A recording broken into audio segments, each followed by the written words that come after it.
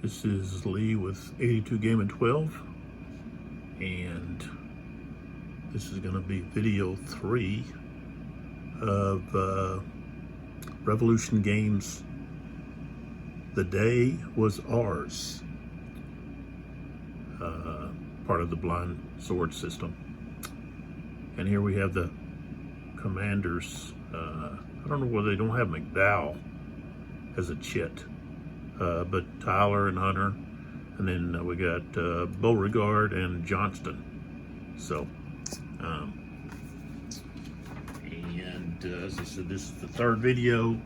We're going to jump right into it after just a few minor things here. Of course, we want to focus in on our sponsors here. We've got Crosman. They produce pellet guns, pellets, fine quality air rifles. So if you're into plinking or maybe using a pellet gun to hunt squirrels and rabbits, I think there's even some guys that use an air rifle to hunt wild hogs. So I might check that out on YouTube here. So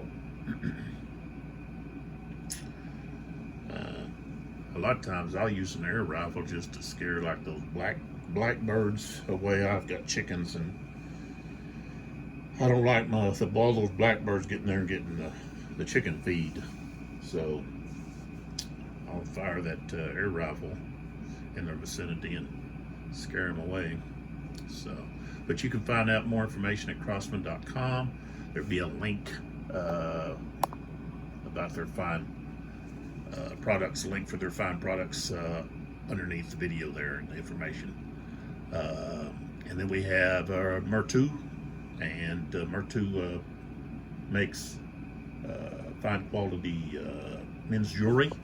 And here we got a couple of bracelets that I wear. I've had them for years. And they're made out of genuine leather, and they're very quality workmanship. That'd be Crosman.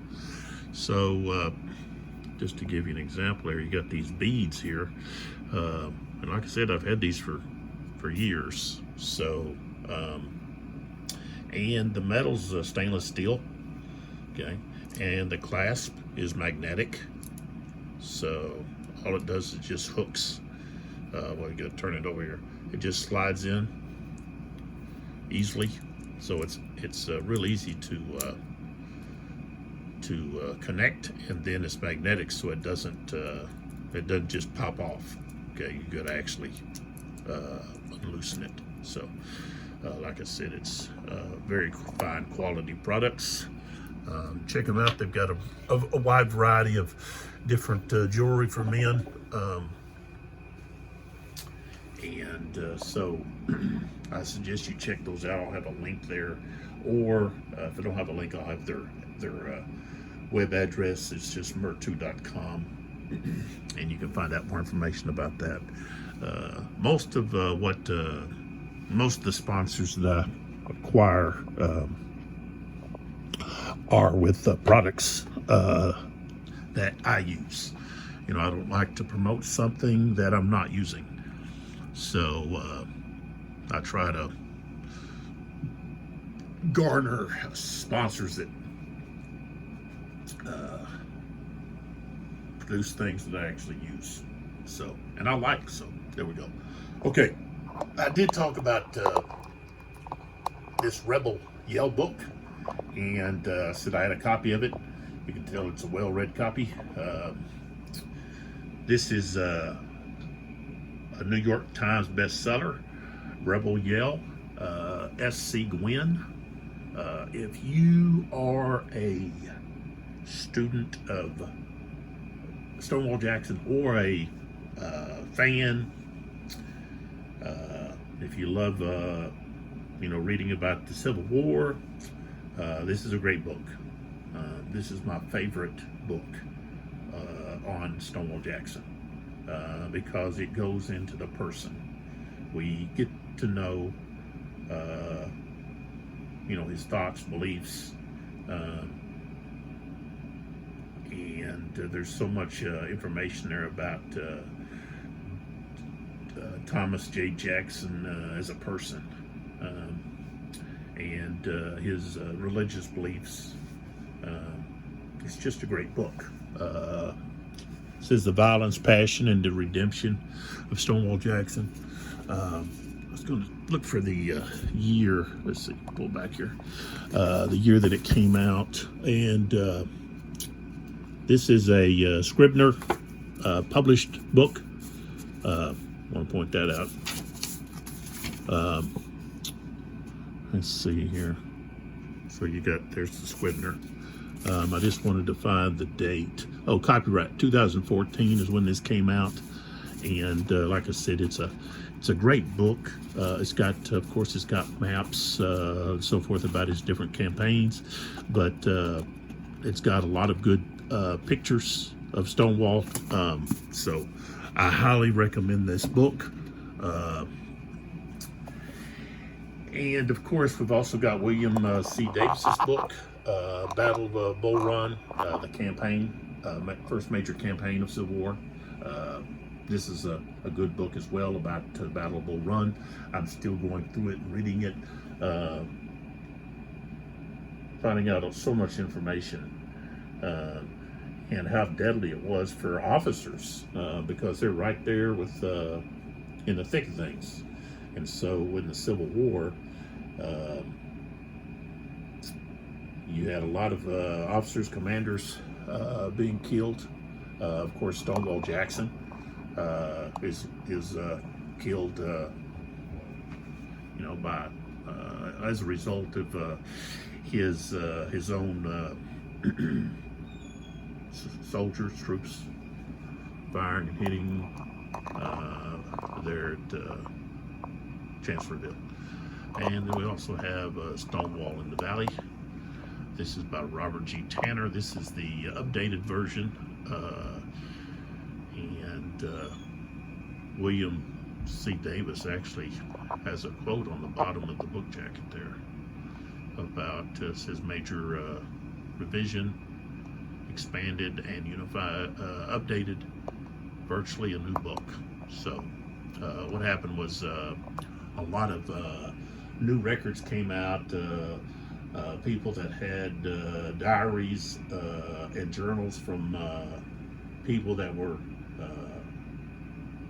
close to Stonewall, knew Stonewall, served with him, so forth and so on. Those journals were released or made available to different museums and so forth, and libraries, and so Tanner was able to gather some more information to make a more definitive account of the Valley Campaign, which is considered the great campaign of the Civil War. Really, I guess for a lot of people, that defines Stonewall. But the thing is, he learned the tactics he used. He learned in the Mexican War under Winfield Scott, who used basically or I guess you could say Napoleon used the same tactic. He'd use one corps to hold the enemy in place, and then he'd use his other corps to maneuver around to attack them in the flank or rear. So Napoleon did over and over. But Stonewall Jackson did the same thing in many of his battles, and he tried to convince Jefferson Davis and Robert E. Lee to get on the attack. Jefferson Davis, Robert E. Lee were defensive minded. They were hoping that the Union would tire. Abraham Lincoln would tire the war, and they just allow the South to secede. But that wasn't going to happen. And Jackson's plan was to invade and force the Union to armistice peace treaty, an end of the war.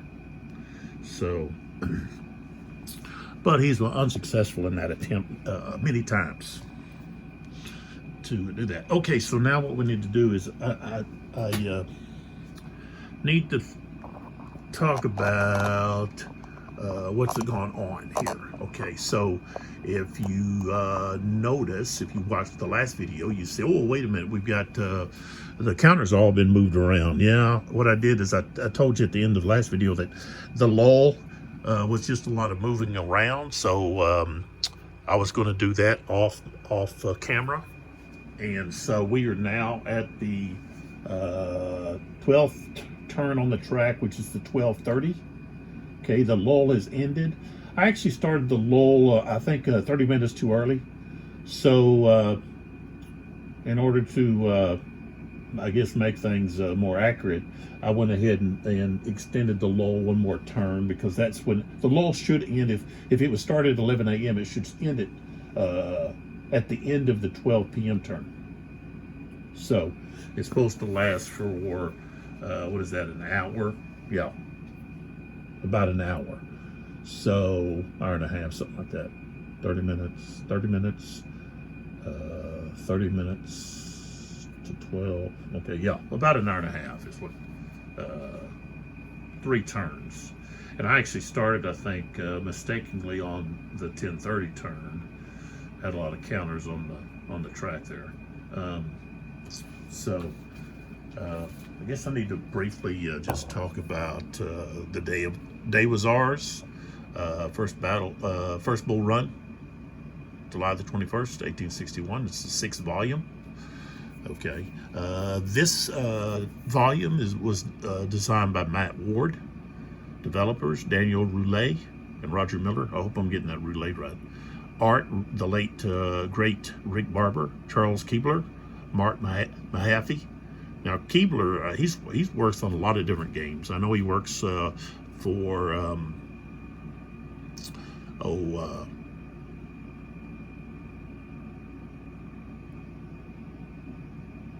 the Library of Napoleonic Battles, OSG, Kevin Zucker. So rules and chart layouts, Richard Handwith. Okay, and I said that's a Revolution game. It came out in 2021. Great painting there. Not for sure what one of it states in here somewhere. The painting there. I don't actually see it here. Okay. When we look on the back, of course, the blind sword system designer was Herman Luttman. Okay. And it says this game is dedicated to the memory of Rick Barber, who did the map art of all of the blind sword games. Okay. And so, saying he's going to be missed. And he will be. I love Rick Barber maps. And here's the Revolution Games information. They're located in Sacramento, California. So, and they're a great company. I've ordered many of their blind sword games, and the process of ordering, I did it online, ordering, paying, the shipping, receiving. The shipping's very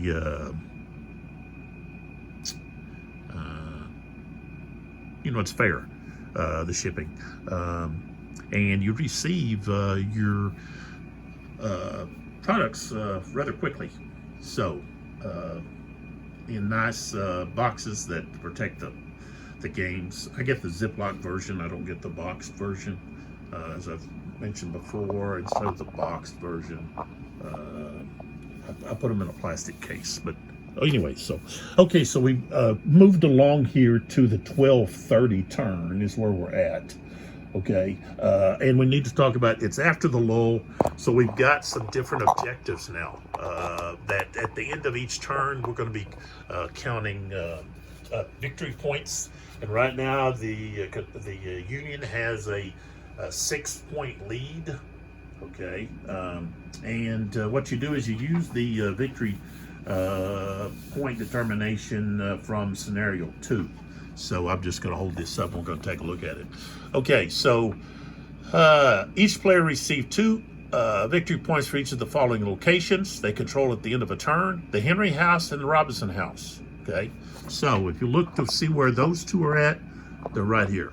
Okay, there's Henry Hill. Here's the Henry House, and over here's the Robinson House. Okay, so that shows you where that's at. So that's worth 2 points. I want to get that glare off of there is what I'm trying to do. There we go. All right. I don't know if I turn this one a little bit more like, I think it gets more of a glare. It's got to come over the top or something there. Okay. So, okay, next. Okay, next here we've got, okay, the Confederate player may receive 1 victory point each for controlling the stone bridge, okay, in the western exit hex, okay, which is 1022. Okay, so you may say, well, where's that at? Okay, so over there, here's the stone bridge, okay. It was under Confederate control, but now it's Union control. And I know the rules say something about, you cannot, Union can't cross the Union, the stone bridge. They did. They crossed during the battle. They went ahead and crossed over that bridge. So they have control of that. So I'm going to allow Union units to cross the bridge. And then the other location, but it's just worth 1 point, is here at the opposite end of Warrenton Pike, 1022. So that would be an exit point, so forth. So we have that there. Okay, so that's worth, see, I put that light, I got to figure out a way to, I don't know why that light all of a sudden, I guess, is causing issues.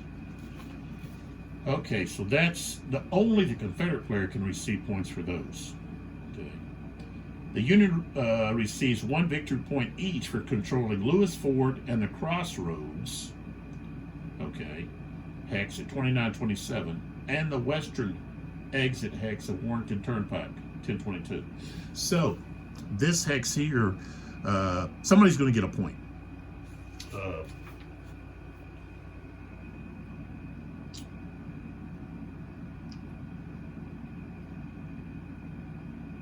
So for this, right now it's the Confederates have control of it. Okay, the other 2 that they've got, okay, if we pull back, is we've got this hex here, okay, which is 2927, is the Union get a point for controlling that hex, and also Lewis Ford here. Okay, so they would have to control both hexes here to control the ford. So we've got Keyes actually has marched down there to possibly take that. So that's worth a point. Okay. But only the Union can acquire points for this hex and this hex. Okay, those are Union objectives. Okay, so the Confederate player receives 2 victory points for controlling the crossroads of the Sutley Road and Warrenton Turnpike. Okay. Now you may say, well, where's that at? Okay, so that's going to be here at the north end of the map. I've got this block here, but also marked it with a blue hex. Let's see. Oh, no. Wait a minute. No, that ain't right. Oh, yeah. Sutley Road, right? Let's see. Make sure I do this right.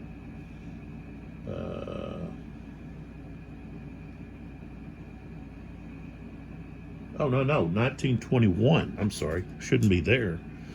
Okay. It's this hex right here. Right there. That hex is worth 2 points for the Confederates. Okay.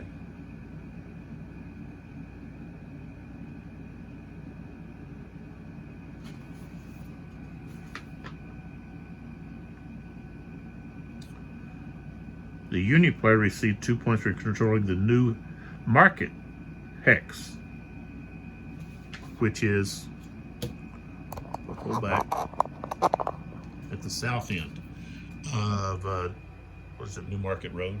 Right here. Okay. So we've got a lot of things going on here. So we've got, just to kind of review here, I don't know if I can pull back far enough to get all of these in, but I can get them, most of them I think, in like that. Let's see. Let's pull back a little bit more here.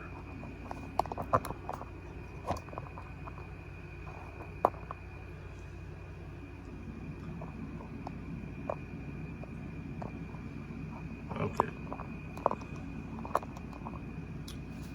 Okay, so this X, okay, 2 points for the Union, okay. This X, 2 points for the Confederates, okay. 2 points here at the Robinson House and the Henry House, 2 points for either, okay. Here we've got 1 point at this crossroads for the Union. We've got Lewis Ford is worth 1 point for the Union. The Stone Bridge is worth 1 point for the Confederates. Okay. And then right here, this is worth 1 point. This exit hex here at what is that going to be? The western end of Warrenton Pike is worth 1 point for either side. So those are the victory conditions. These others are no longer effective, okay, that we had in the earlier part of the game. The other thing is if you get points for units, opponent units on the broken track. So, but that's where we're at, and we're ready to start the next phase of the game, which is after the lull. And so now we have to add, okay, put that back in there like that. Let's add to the cup. Okay, so we've got the cup, and so what we've got, of course, Hunter and Tyler, of course, are both in the cup. We've got Johnson and Beauregard are both in the cup. We had during the lull, we had Henselman moved in forces. Okay, during the lull. Okay, his forces are right here on the New Market Road. We got Franklin and Wilcox, and he's also got another Howard will be coming in later on. So that's where he ended up. He come up this road here, and just briefly here we take a look. We've got artillery here. We've got Burnside. We got Porter, Sherman, Keyes, Shank.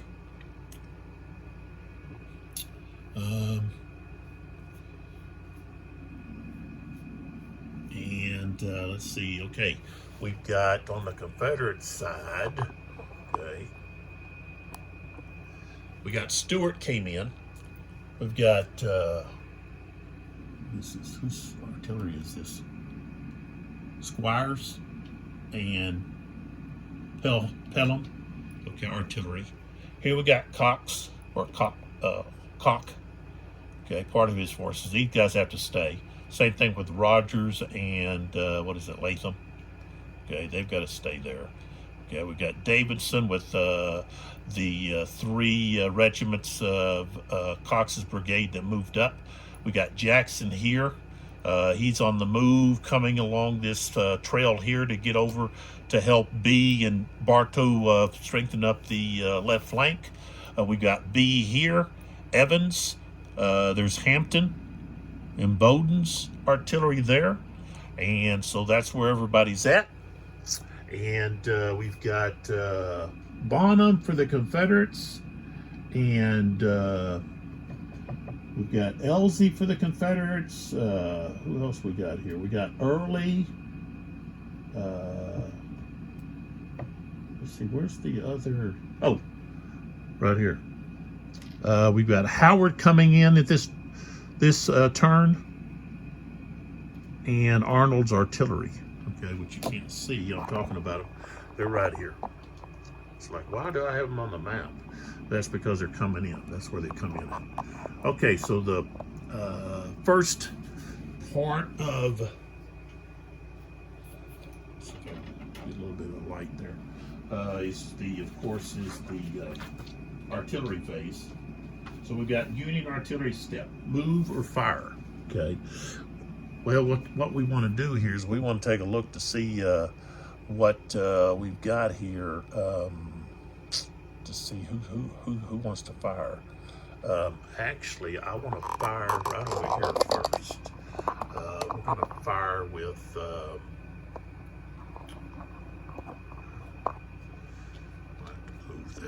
I'm just going to have to move that. That's not going to work. I need to swing it back and forth here. And the other way is for me to still. I'll just have to remember that. Okay, so we've got Griffin right here, and so he's a 6, and we're going to fire at this unit right here.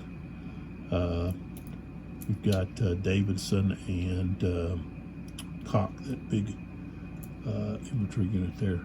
So we've got a range of 1, 2, 3. Is that right? One, should be more than that. So 1, 2, 3, 4. Range of 4 there. Okay. And let's see, he's rifled. Let's see here. Range of 4.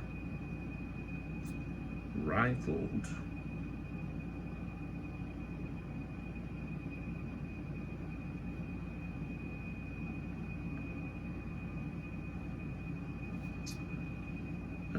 He's going to be effective.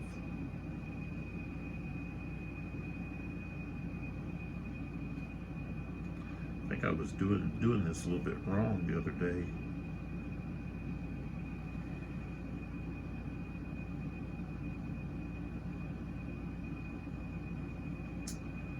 So it's just going to be straight up 6.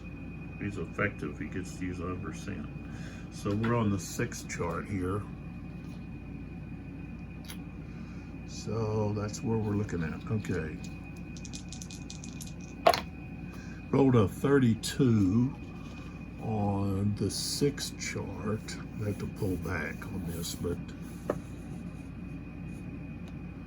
that's what we've got. And let's see here. We've got a 3 and a 3, so no effect. Okay. So we got no effect on that shot. Okay. So we're going to turn him. I'm going to turn him upside down. That makes it more obvious. Okay, so he fired. Now we've got the the Confederate forces.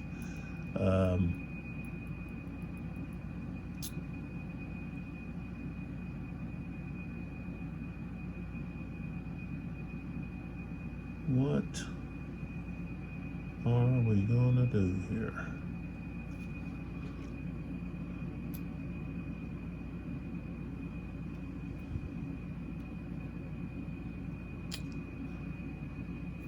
They're gonna fire at this guy right there. So I'm gonna use Rogers and Latham. Okay, here. They're gonna fire there. Okay, so they've got this low ammo. So they're gonna be a -2 shift. But we've got, these are smoothbore, and they've got a total of 6 strength. 1, 2, 3, 4. That's going to be 4. Smoothbore cannon. That's going to be effective.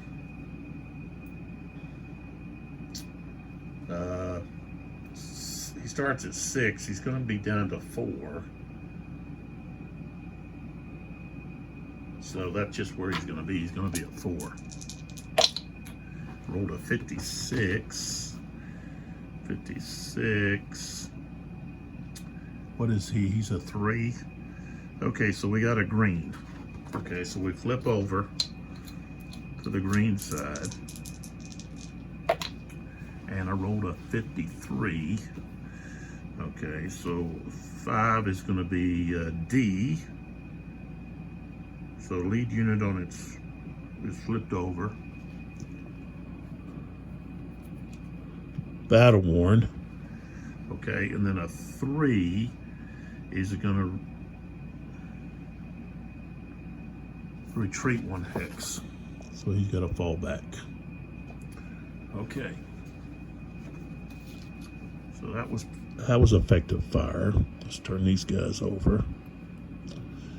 Okay, now we go back to the Union.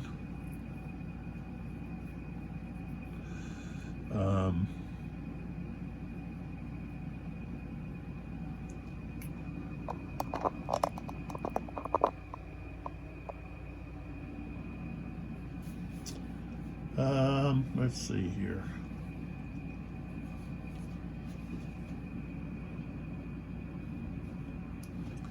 We're going to go with Martin here.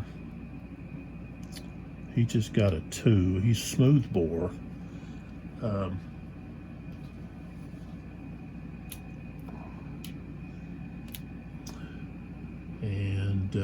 Well, yeah, this guy's on that higher level, so yeah, he'd be able to see him. He's up there at the, what is that, level 6. So that's where he's going to fire. So we've got 1, 2, 3, 4, 5, 6. That's 6. That's going to be the limit of effective. It's still effective. Okay. See, he just, the house didn't affect. So it's just going to be 2. I have to roll pretty high, I think. I rolled a 15. Oh. So that wasn't effective. So we're going to turn him over, put him on the bottom. Okay, and then we go back to the Union. We're going to go right in here to Davidson.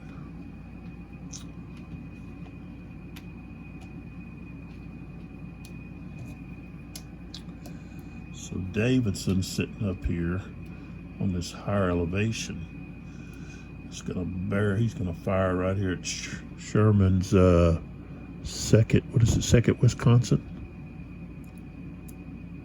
Yep, right there. You know, a person could learn a lot of geography with these counters. Be good for kids to learn about geography because you've got the outline of the state on the counter. So, you know, you've got, of course, you've got, you know, New York there, and then we've got, you know, Michigan. So, good geography, you know, which it gives you, also gives you the postal abbreviation for the states. Okay. Oh, firing, Davidson. Okay, he's a 2, and he's firing at a range of 2, which smoothbore is going to be canister, so he's actually going to be a 3. So we roll 13. That's not going to be effective. So flip him over. Oh, excuse me. Okay, so now we come back to the Confederates. I believe Carlisle over there, I think he has to stay at that stone bridge. He's like protecting,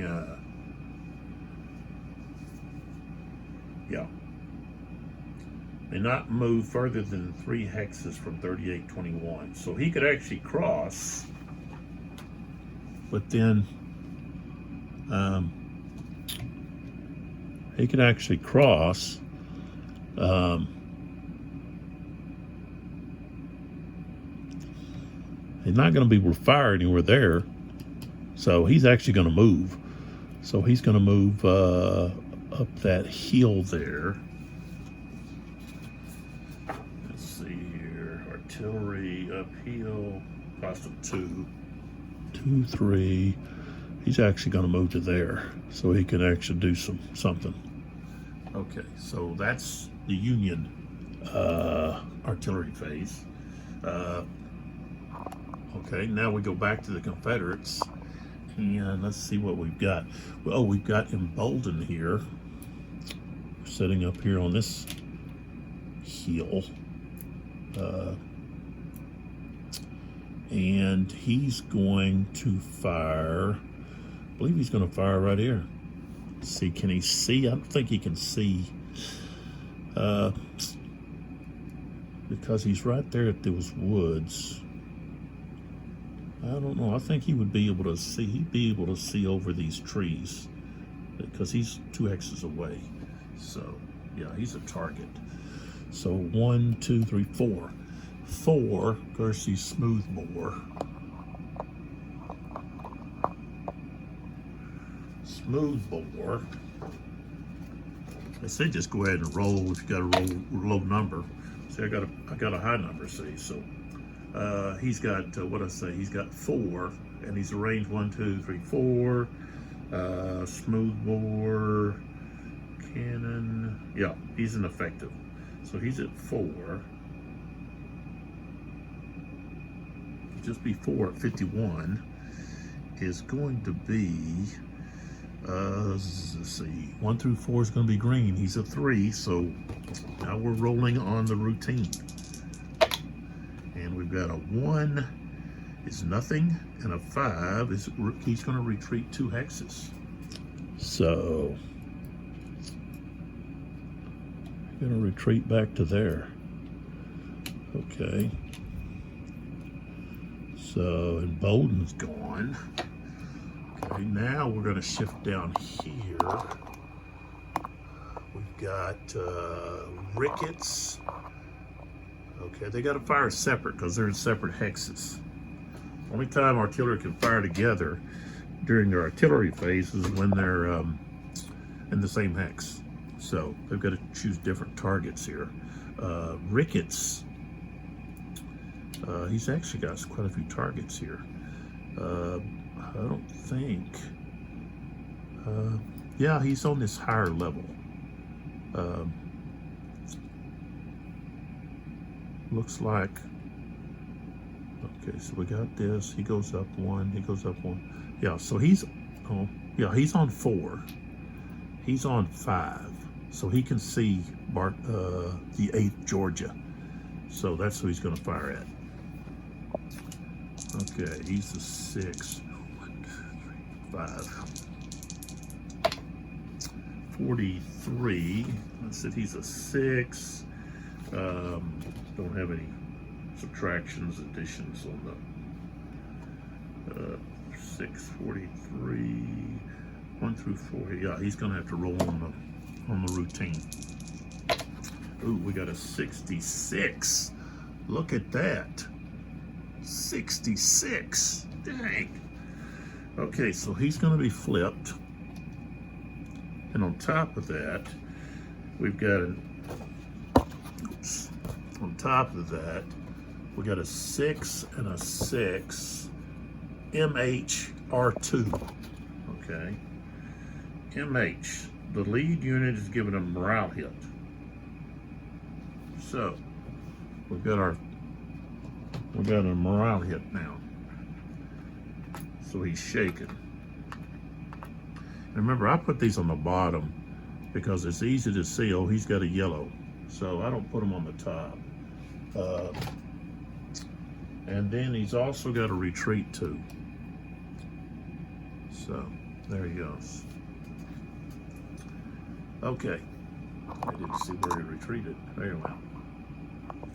This is where he was at. Okay, so now it goes back to the Confederates. And so what we want to do here is I've got those guys need to move, but I've got the Jackson artillery piece here, right there. Right there. Needs to move. Okay. So, since this road is packed with troops, basically what happens is, or the trail, the troops kind of move to the side, but it slows things down. So you've got to move at whatever the rate is. You can't move at the regular movement rate. So you're paying for what's in the hex, basically. So we've got 1, 2. In order to go up that slope, that's +2. So we've got 1, 2, 3, 4, 5. No, that's right. It's a +2 upslope. Yeah. So that would be 5 right here. And of course, it can't stack. Well, I guess maybe he could. Let's see. Stacking, he's what, 4? So 4 is worth 3. You know, he couldn't stack there, so he's actually going to have to end right there. They've only got a movement of 6. So we'll flip him over. Okay. So he's moved. Now we move back down here where we've got Ricketts. I need to turn him. We've got Reynolds. I like the back and forth. The back and forth on the artillery. I like the fact that, okay, one side's not getting to fire all their units and then the other side. So you can, there's some strategy there. If you've got, say, some guns that you want to silence, you can attack those guns so that you're, maybe you got like, okay, right here, maybe I should have moved Ricketts and Reynolds, okay, over here, maybe somewhere in the center. But I've got Franklin and Wilcox coming up the road here. So, the Union's really wanting to push this flank, okay, over here. And so that's why I have Ricketts and Reynolds there to basically start to weaken this left line here. But, if you've got, say, they got a few artillery here, and you set up yours here, you can blast at their artillery, silence them, and then you don't have to worry about them, making a mess of your attack, because they've, forced, your maybe some regiments to go battle worn or to retreat and so forth. So the back and forth, that's a good concept, I think, for the game.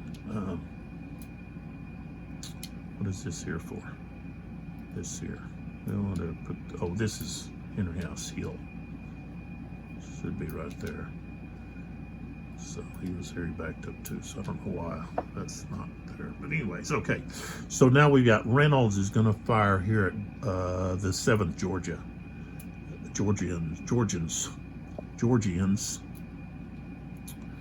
So, and we've got a range of 1, 2, 3, 4. So that's going to be effective. So we're looking at 6. There's not going to be any column shifts. So, all right, we've got a 31. I don't think it's going to really do much with that 6. Maybe it will. No. No, wait a minute. He doesn't have support. So he does. He's at 2 now because he has no support. Okay, support is if this guy was here, then they both support each other. So their cohesion rating stays the same. But if you are alone, okay, then your cohesion rating goes down a point. Okay, so the strength, the strength in numbers. You're more brave when you have others around you. Well, this regiment's all alone now, so their cohesion rating is now a 2. It goes down 1. So on this chart with 6 and 31, okay,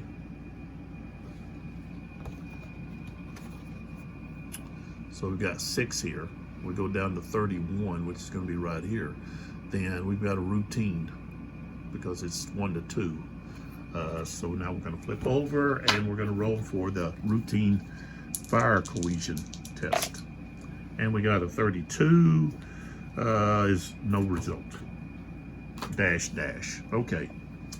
All right, so Reynolds, now we turn him over and we look for other artillery units. We've got, drop back here, we've got over here, just coming in, we've got Pelham. So, yeah, Pelham, 2, 3, 4, 5, 6. Oops, let's see where he went. Okay, he's here. Probably he's going to move all the way over. He's probably going to come all the way down here and then go up this road. He's going to be a while, but that's what he's going to do. And now we have the Union, and I know they've got Arnold coming in, so let's move down this way. And here we've got Arnold, okay?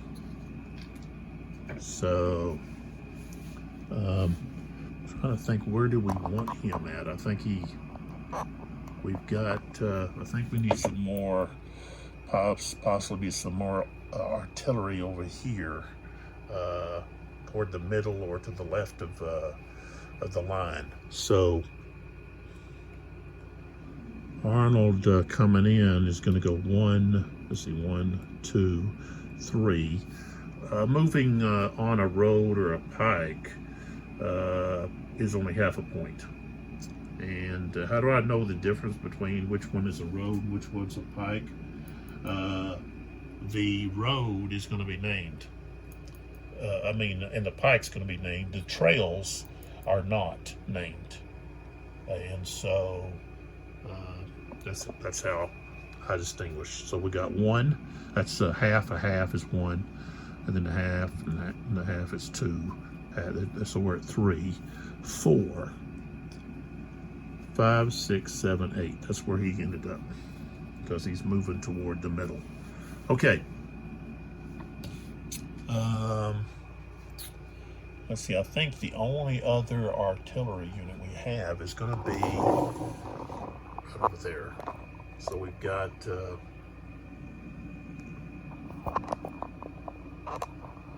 unit right here, which is Squires. There we go, Squires.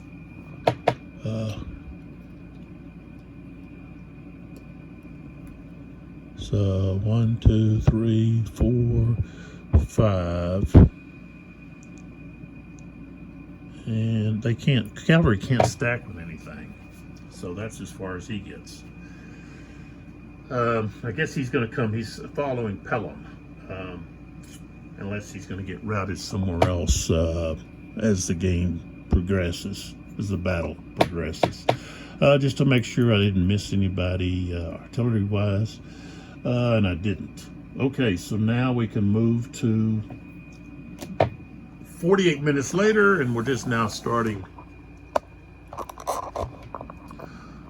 the real meat and potatoes. We didn't have really much conflict, any kind of real conflict to start with. So, all right, we've got, as I said, we've got Beauregard Johnston for the Confederacy. We've got Tyler, Hunter, and Hanselman.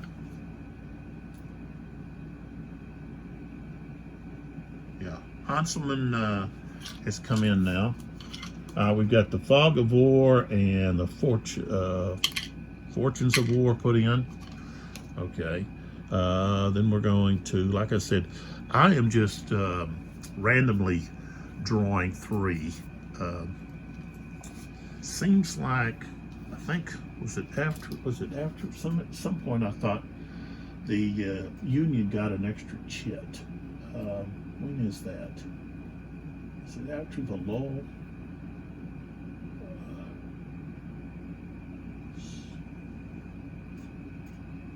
Yeah, okay, no, it's at 1:30. At 1:30, they start drawing 3 random chits, which means they get a total of 4 chits.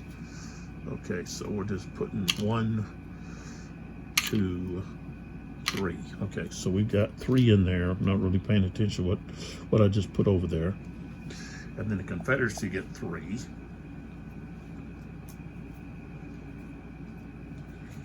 So 1, 2, 3. Okay, so we're ready to go. All right, so here's where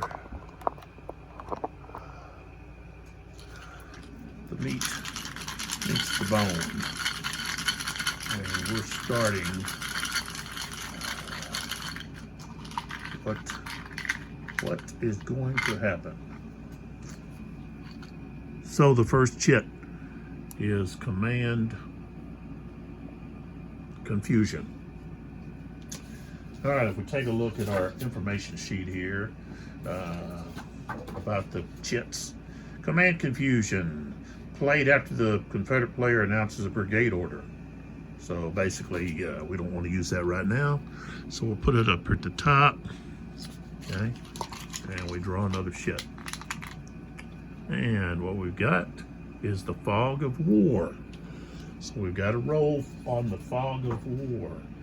And let's see, this is a 12:30, so this is a Confederate draw. So we're going to roll on their, I don't think, it doesn't really matter if it's the same no matter what. Yeah, okay, but it's the Confederates that are rolling this. They're the ones drawing. All right, we got a 5. We got a possible general casualty. And let's see here. Let's see, I think I have to go to exclusive rules here. And I think there's a chart in here somewhere.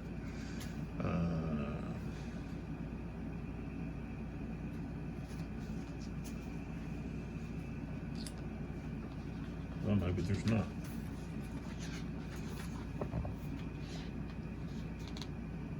Oh yeah, here it is. Okay, the owning player rolls 2 dice and reads them as combat dice, resulting in number 11 through 66. So I rolled, I got a 62. Okay, so now we got a 62. Confederates are looking at their casualty possible. Okay, there it is. All right. Is this on the Confederate side? Yeah.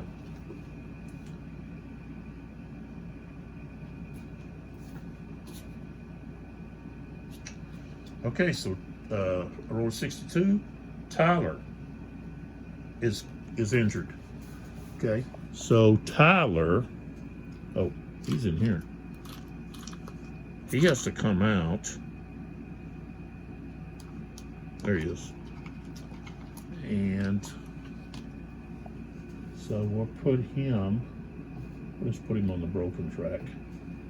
But we've got to get his replacement here.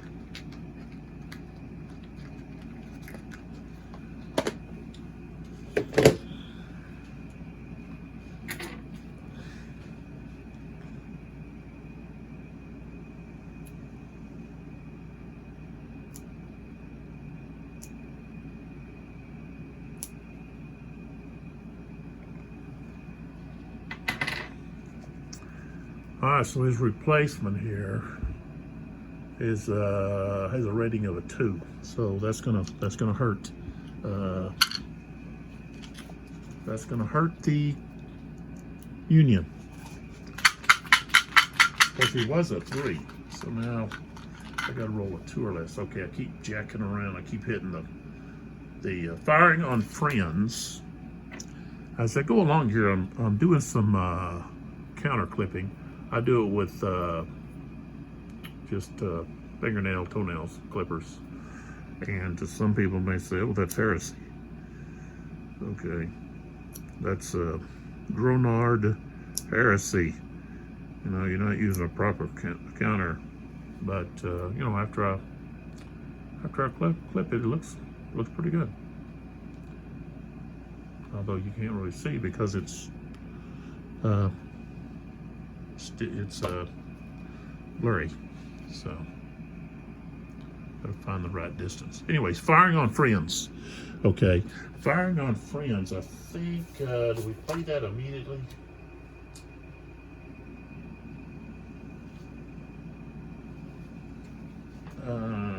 Okay. When this event is oh,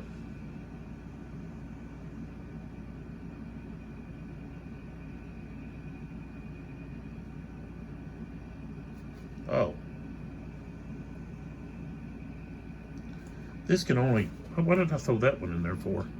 That one couldn't have gone in there. I guess that one is. It's not. Shouldn't be in there.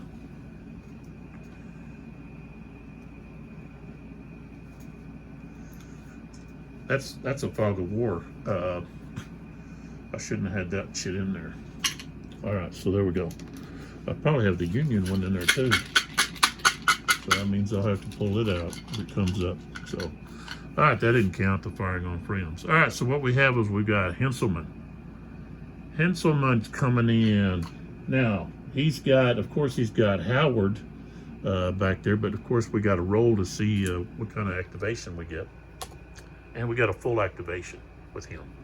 So we flip him over. We know that he's got Howard, he's got Franklin, and Wilcox. Okay, so he's going to go back in the thing there. But I'm gonna activate Franklin here, and we want to be sure we gain control of this crossroad hex here. It's in our control, but we want to maintain it. So, we could do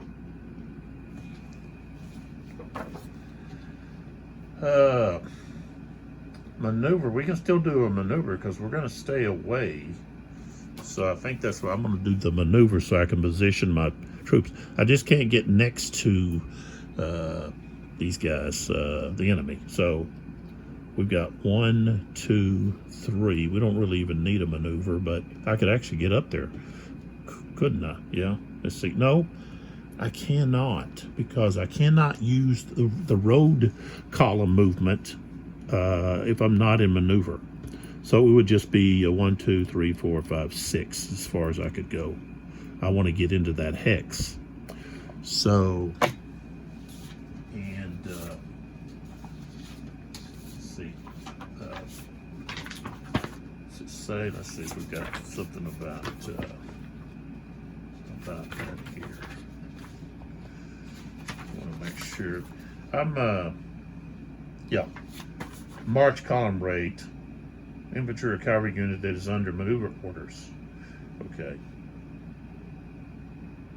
So, but maneuver orders, okay, I'm limited in what I can do.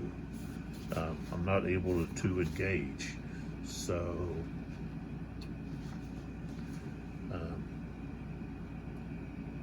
so I can't move adjacent. An artillery unit becomes engaged when it is within 2 hexes of an enemy.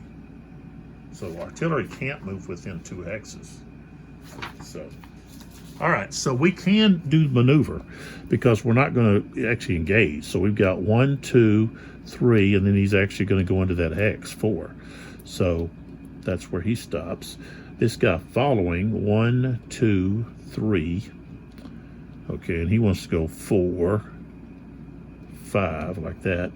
Okay, 1, 2, 3, 4. Okay, and then we can go 5, 5, 6. Okay, and then we've got 1. Oh, go. That's Wilcox. Okay, so Franklin, okay, is done. So we flip Franklin over here. So he's done. He's activated. All right. So now we move on to the next one.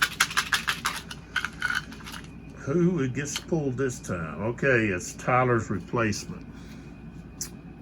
Okay, let's see. What do we got? Oh, nope. We got a limited activation. So Tyler, what do we got? Of course, we've got Keys, Shank. Okay. Or we've got Sherman. So I think what we want to do is Shank over there. We just going to turn him over. He's not going to do anything anyways. So we're going to activate Shank over there. That's basically, I think he's got to really stay over there. He don't have a. He's got to stay within 3. So he needs to move up to the stone bridge. But let's see, where's he at? Yeah. Never move more than 3 X's away from the stone bridge. So, unless Confederates cross. So, right now he's okay. He needs to actually move up, but because of Tyler's replacement, they don't get orders to move up. So they're done. Okay, next. Put Tyler back in there. Tyler's replacement goes back in. Okay, so then we have Rebel Yell. Oops. And we want to actually hold that.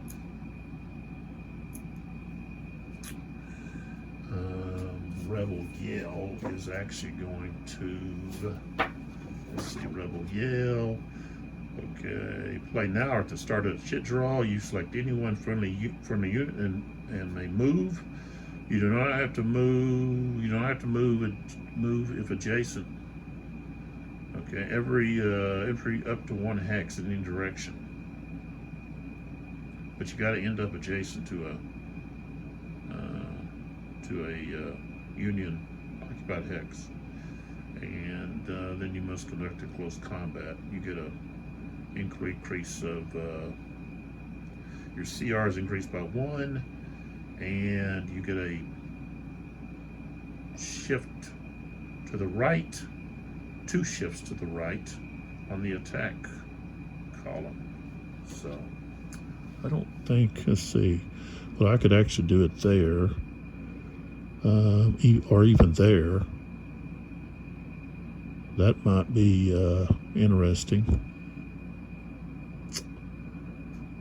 I could do it there too, but I don't want to. All right, let's. We're gonna play the Rebel Yell. Okay, so the Rebel Yell is gonna get played, and it's going right there because we're gonna do a Rebel Yell right here. So this unit here is gonna move to here, and he's attacking that unit right there. All right, so get my green and red cubes here so we know what's going on. All right, so next we go to defensive fire. And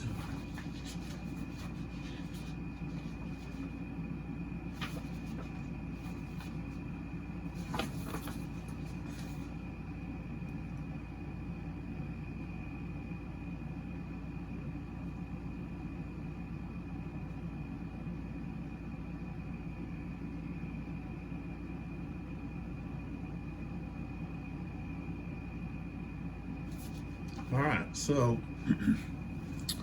we've got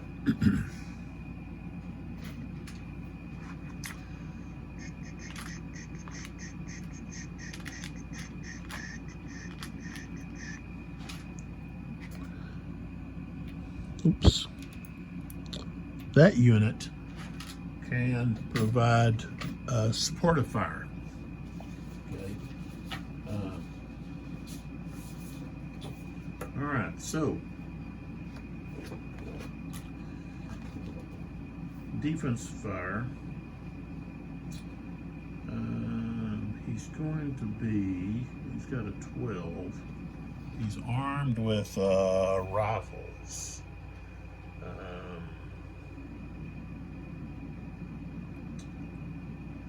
can actually shoot out 3 hexes.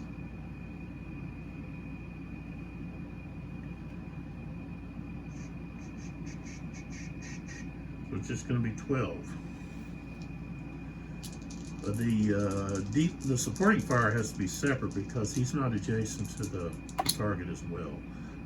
We got a, what is that, a 12? Wow. Nada. Okay. So the 2nd Wisconsin wasn't able to do anything. The 13th New Yorkers, okay, they are at range 2, which becomes long. So we half that, so we're at 4.5. And supportive fire is then halved again.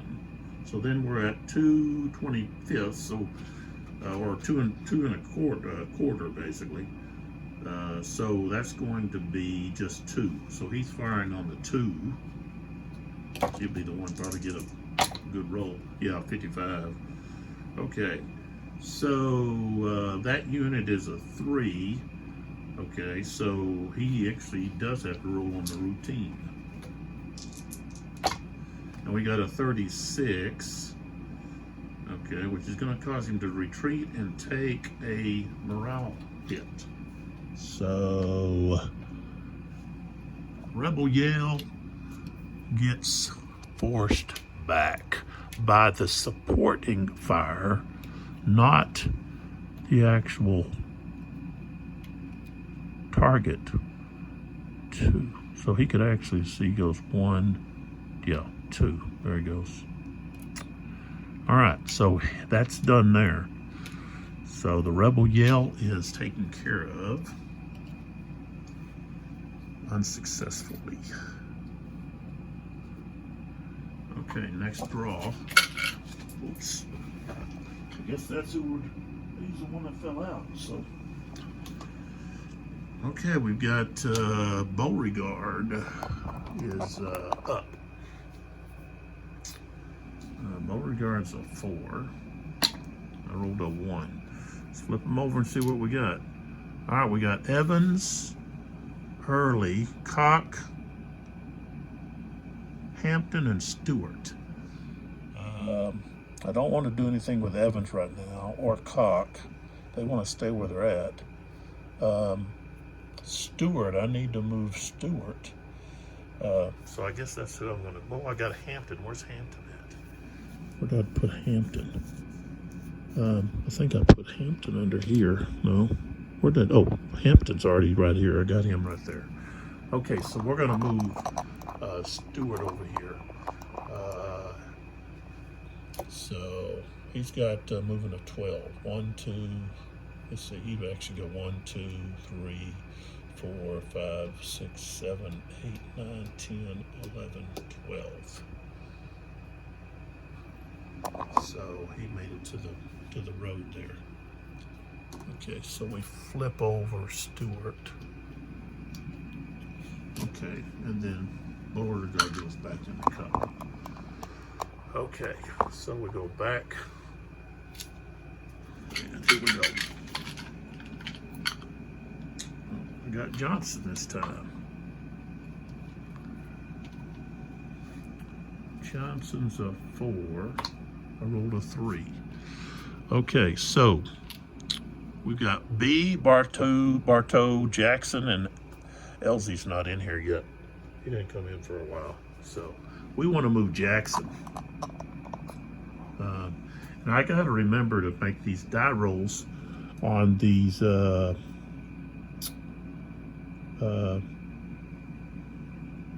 assault coordination when that occurs. Haven't had any of that yet. So Johnson goes back in the cup, and Jackson moves.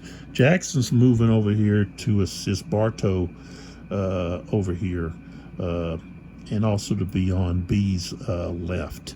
So, and also to take control of Henry House, Seal, and Henry House. So, okay, so we're moving here. We've got try to figure what we're going to do. We're going to form a line over here, around here, but we've got to try to take care of our flank too. So I think the guy that's in the front is going to have to go all the way to the left as far as he can. So he's got a maneuver. He can go 8. So he's on this trail. So he can. We've got 1, 2, 3, 4, 5, 6, 7. 6, 7, 8. You could actually go to right there. But I don't want to leave him back here. I think I want to put him, yeah, right there. Okay, next we've got 1, 2, 3, 4, 5, 6, 7, 8, right there. Then we've got 1, 2, 3, 4, 5, 6, 7. Then we go 8 right there. 1, 2, 3, 4, 5, 6, 7, 8. And then 1, 2, 3, 4, 5, 6, 7,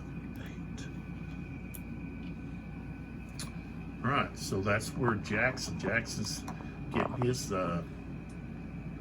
brigade on the line there.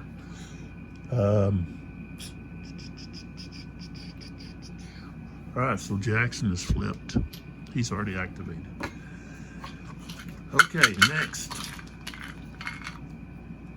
Fortunes of War, which means the next chit pulled doesn't count.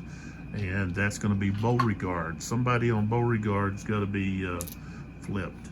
And I think it's going to be, I'll just do Hampton. Okay. So, but Beauregard still goes back in the cup. Okay, next. Oh, I pulled Beauregard again. Okay, so Beauregard, Stewart's already win. He's got Evans.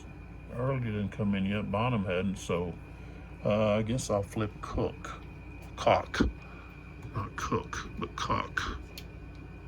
There. Not really doing anything with him. I still got a roll. What am I doing? I still got a roll to activate.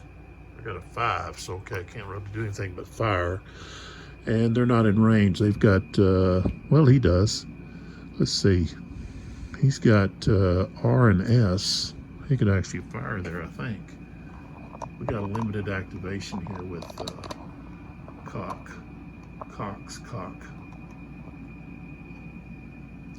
So if we're looking at this one here, you know, he's I think he's in range here.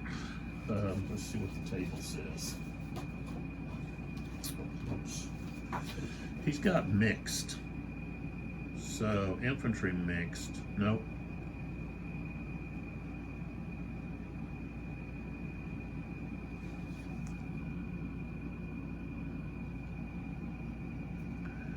Yeah. No, he can only fire 1 hex. So, okay. So they don't even have a limited. So we just flip them over and we go on. Okay.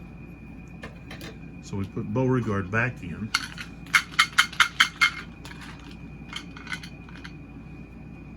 Okay, regulars forward. I can only play this a couple of times. I've already played it once. Okay.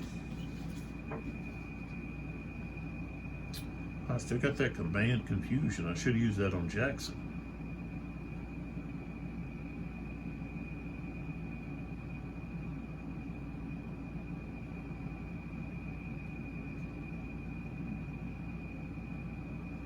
Okay, that's the the U.S. Infantry Battalion under Porter. Could move, but I'm going to save it. Okay, so yeah, I should have played the command confusion on Jackson. Okay, so we got Tyler's replacement here.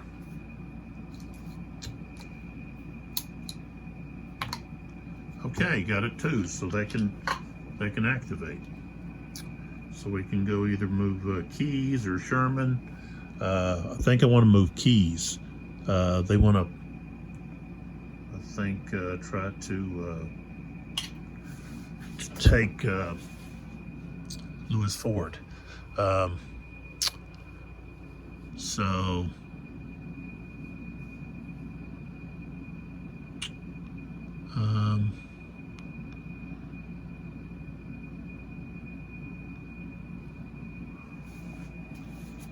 cost to cross that Ford +1.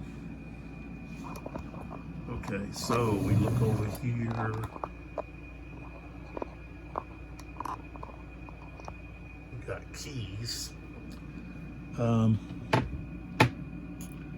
We want to take this, but we have to have control of both of these.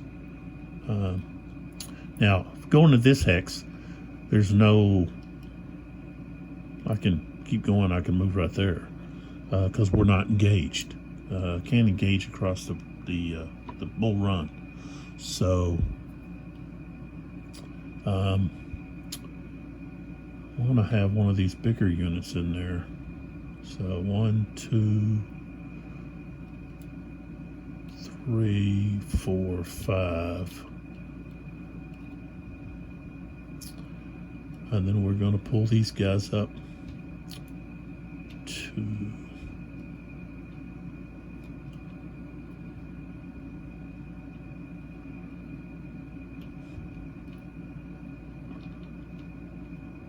for support.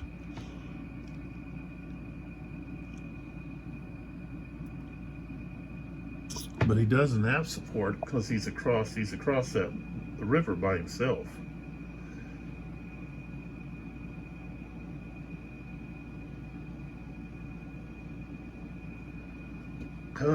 Okay. So he doesn't actually have to attack. He could just stay like that.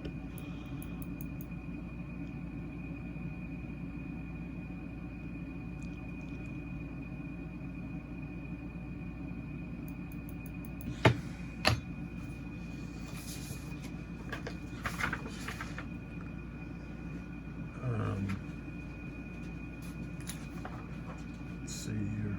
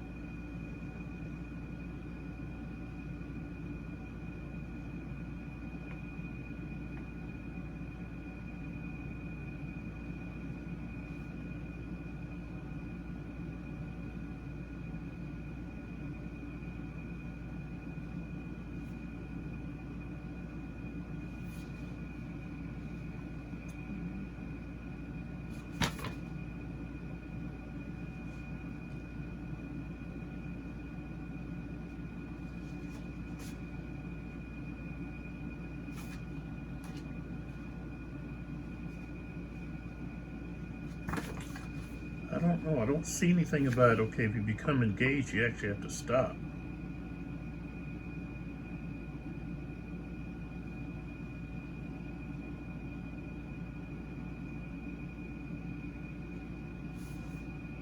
So,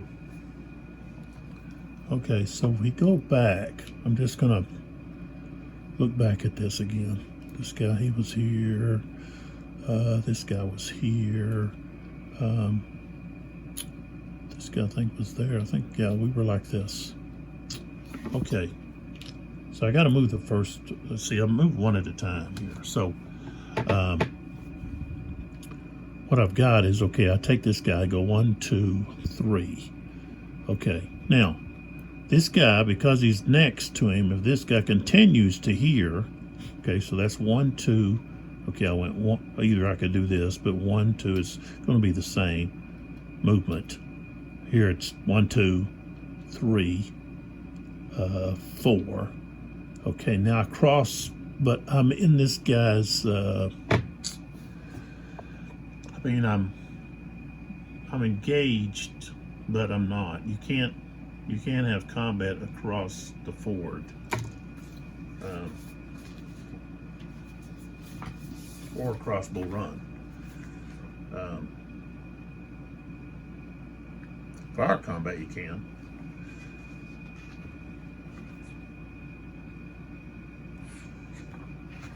Where's the? Oh yeah, here we go. Where it talks about Bull Run. Okay, close combat across Bull Run, including at a ford or a bridge, is prohibited. Moving or retreating across Bull Run, except at a ford or bridge, is prohibited. Okay, so, but he moves there. Okay, that'd be like engaged. So if he moves here, he's going to be fired on.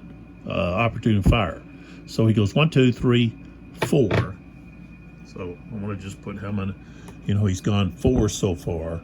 And if you say we're doing an attack, that's the only way he can get in there. He's only got, just see, 1, 2, 3, 4. Yeah, 2 more movement points left.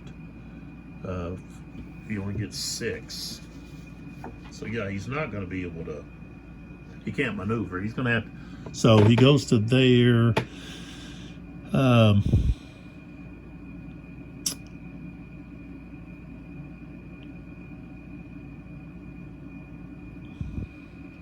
I think what he want to do is just stay there. So he wants to get up to the ford. This guy's smooth. This guy's rifle. He's smooth. Yeah, we want to get. Let's see. We want this guy, smoothbore guy, close. This guy doesn't matter.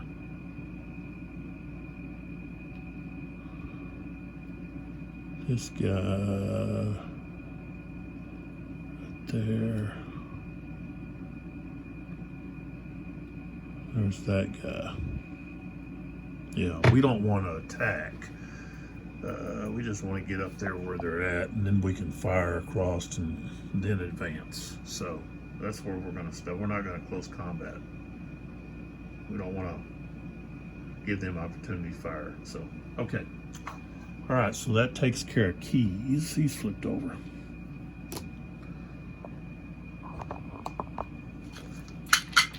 So you can actually try to move by someone, but you're going to have to, endure close combat. And of course, here we roll Tyler again.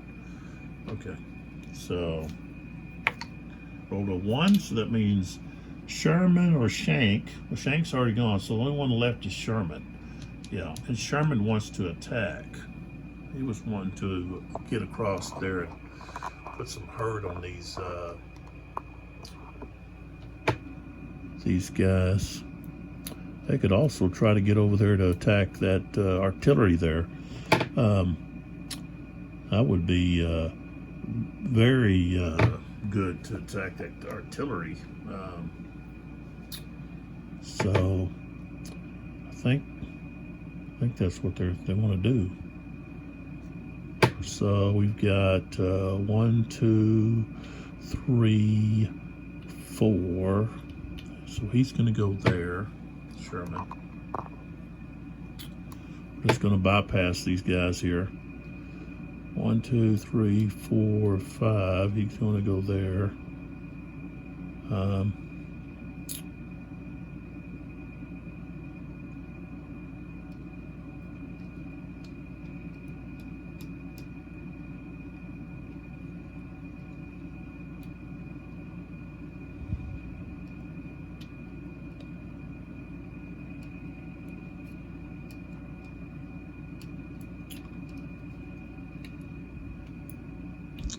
6. Let's see what 6 is.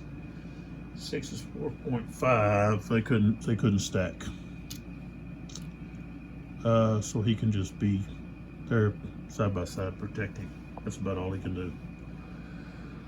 Okay. So we are attacking right here.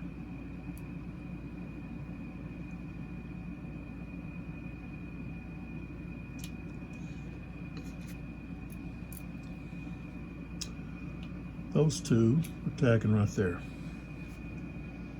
Okay, first thing we got is we got defensive fire. Now, I've got 2 artillery units here, so that means they can fire separate locations, and they're going to. Okay, so, oops.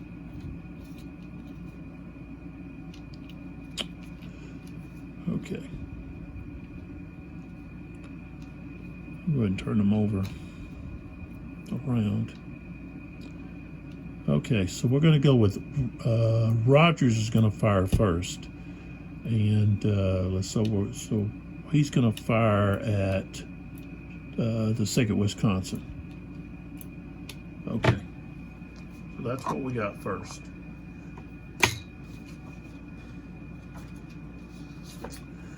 Okay, so we've got that's going to be Smoothbore, and he's at 4. Okay, he's low on ammo, so he goes down to 2. Now, he's going to be canister, so actually he's going to be, what's he start at? 6. He starts at 6, goes down, he's going to be at 4, okay, because of low ammo.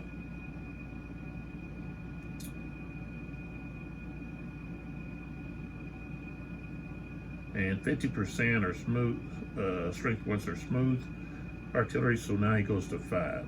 So he's going to have a 5. So if we roll the dice, we get a 41 with 5.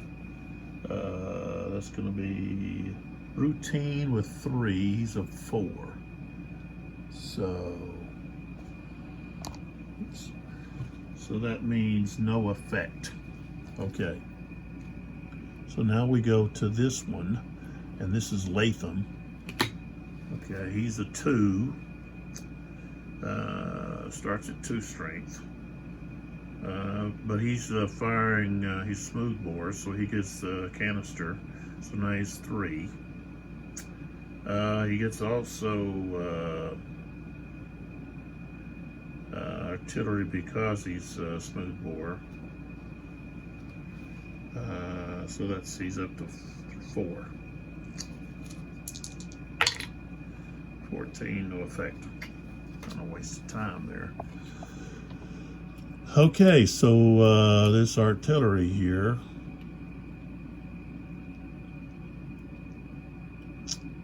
is attacked. This guy's going to be the lead unit, which means I need to get the white down here. This other unit is just supporting, okay, against these artillery. Oops. Against these artillery guys. Top of this hill. Okay. Now let's take a look at what happens here. All right, so we've got 12. And artillery, I guess, let's see if it gives up something about artillery.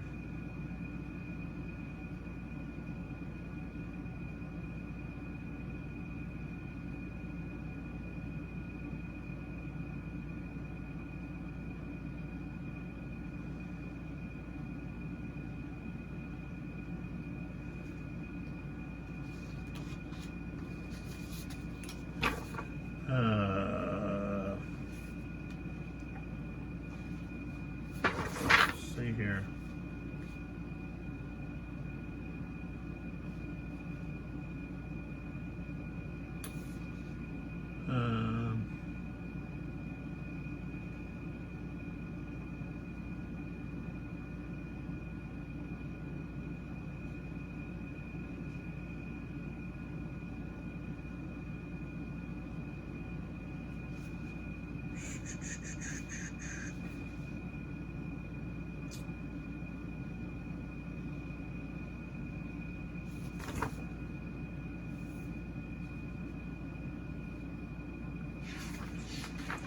there's special rules about artillery in combat.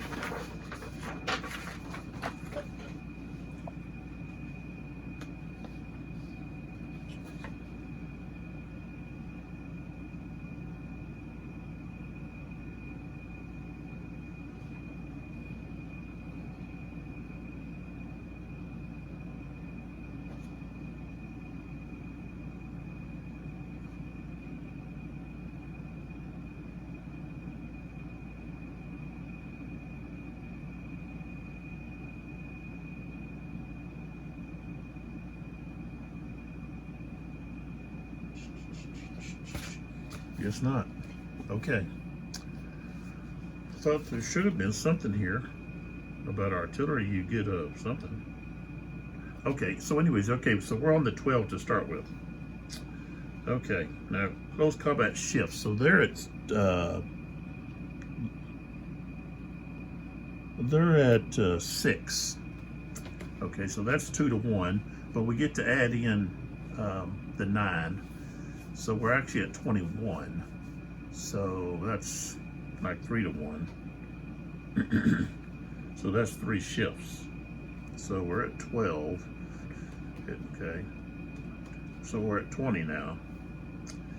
The CR is greater, so that goes again to 23.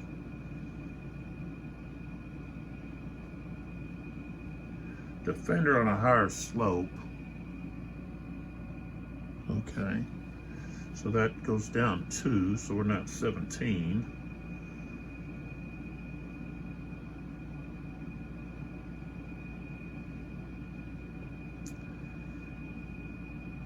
Oh, there it is. That's what I was looking for. Okay, if 50% of the strength points are artillery, okay, it goes 4, so we're going all the way to the 23. Okay, so that's what I was looking for. I knew that artillery would be, outmatched in close combat. So, okay, 53. That's going to not be too good here. Okay, so they're going to be rolling on the red, the red, which is severe. And we got a 32. Okay. So the lead unit is broken. We might have a panic, but there's nobody. I don't think there's nobody except the one that's in there. Okay, so this guy, the lead unit top guy, is going to flip. Okay. All right.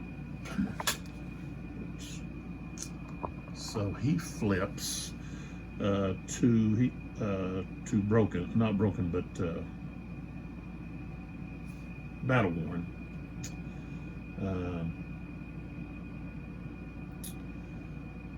Okay, 32. Then we have an MH.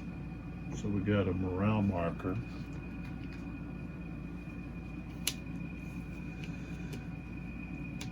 Okay. RA2. Retreat all 2 hexes.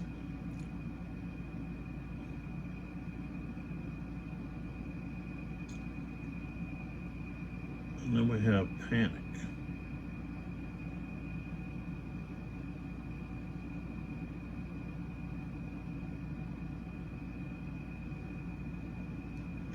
Retreat.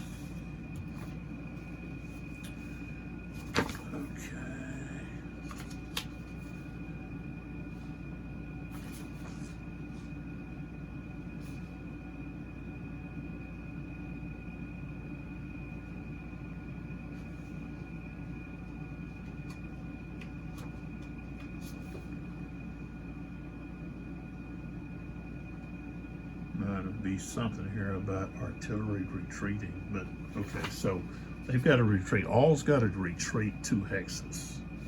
So this guy, of course, is also like that.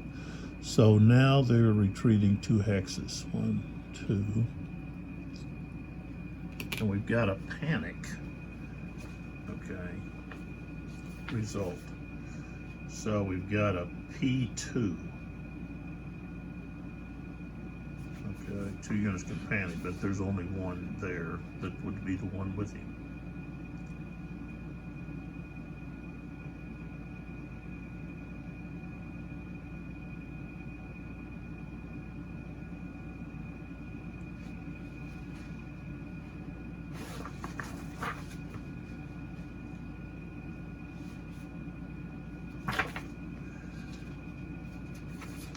Where does it talk about the panic?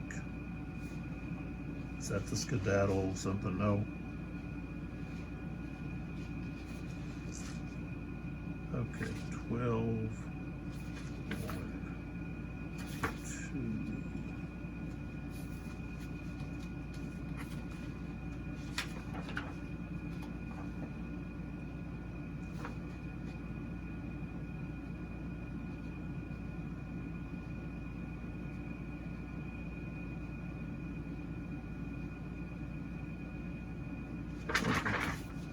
So he's got it. Yeah, so the other one, Latham has to take. He has to take a morale hit, and he's got to retreat. Well, all of them are retreating 2, but then he's got to also retreat, I guess, 3 more.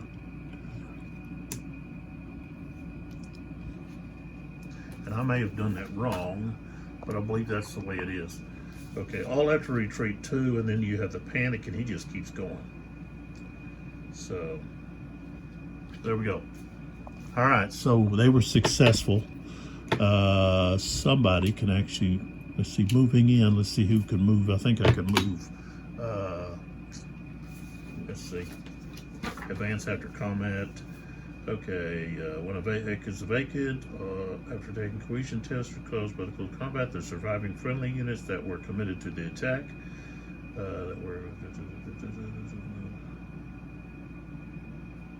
Okay. So you can occupy the space. So, you may. I don't think you have to. Yeah, may. Okay, if the defeated enemy retreated 2 or more hexes or was broken, the victorious units may advance 2 hexes.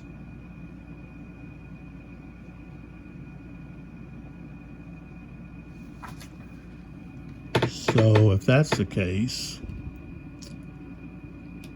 we could actually move up here to engage again, but I don't think we want to do that. I think they're going to stay. They are going to stay right there. Okay, so Sherman is flipped over. Okay, here we go.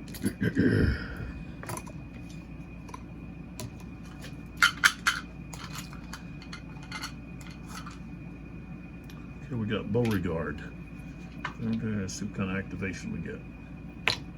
Okay, full activation with Beauregard. So let's see, we've got Koch already, he's already gone. Can't use him. How I got is Evans. I don't want to do anything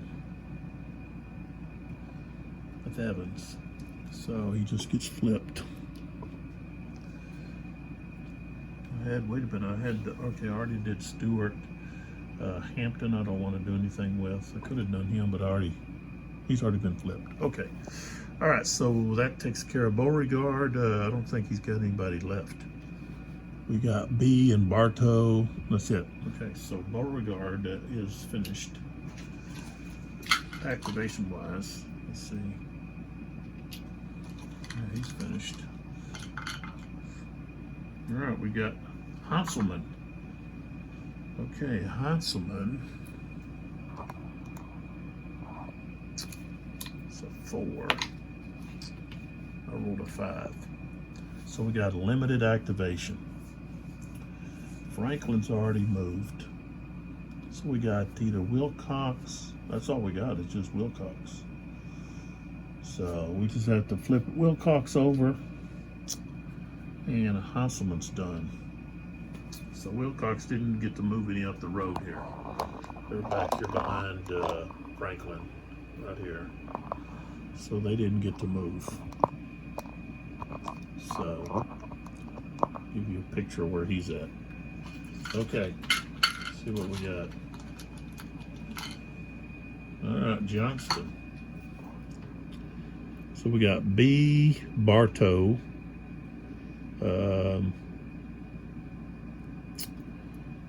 Okay, let's see here. We could actually try to do like a rally or something. So Johnson here. Bartow hasn't actually gone. Got a 3. All right, so we got full activation, but then we got a command. We got command confusion laid by the Union, okay, on Bartow. So we got to roll to see what happens with Bartow. All right, I rolled a 1.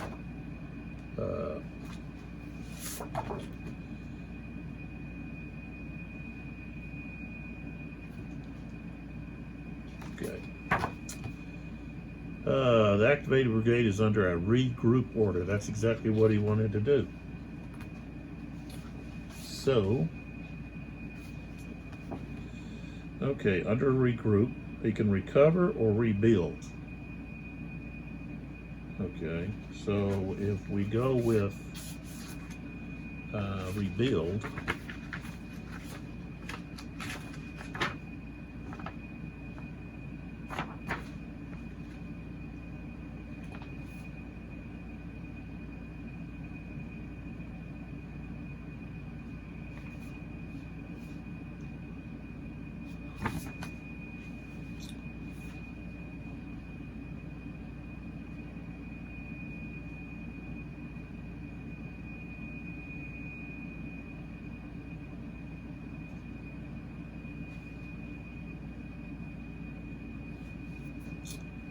I think we just do a recover or a rally, I guess.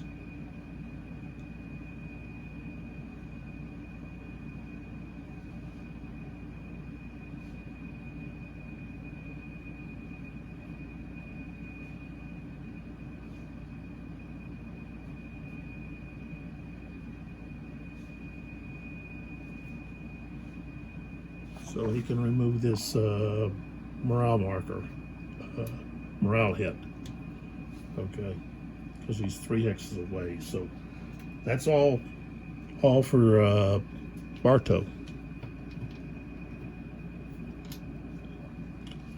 They don't get any movement, so no one else could move.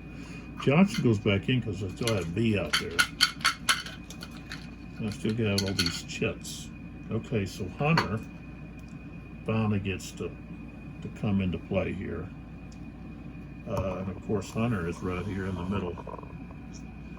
So let's see here. Got to roll.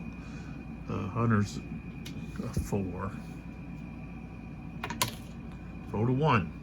So we got a full activation with Hunter. So let's pull in and see what we want to do here. Okay. Porter is going to look to hit Evans. And Burnside is going to look to hit B.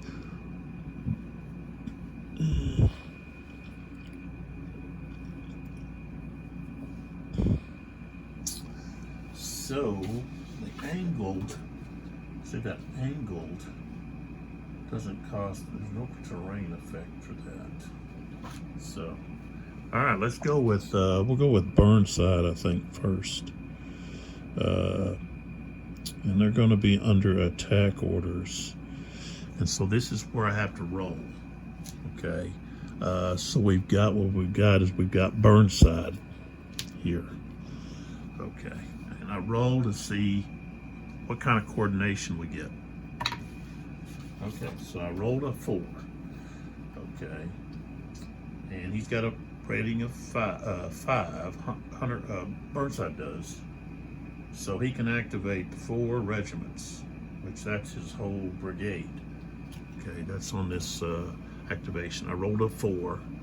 His rating's 5, so he can activate 4 regiments. That's his whole group there. So, okay, so we've got. How do we want to hit this? We've got. Yeah, right up the middle. Okay. I'm gonna going to be kind of hard here. He's a 10.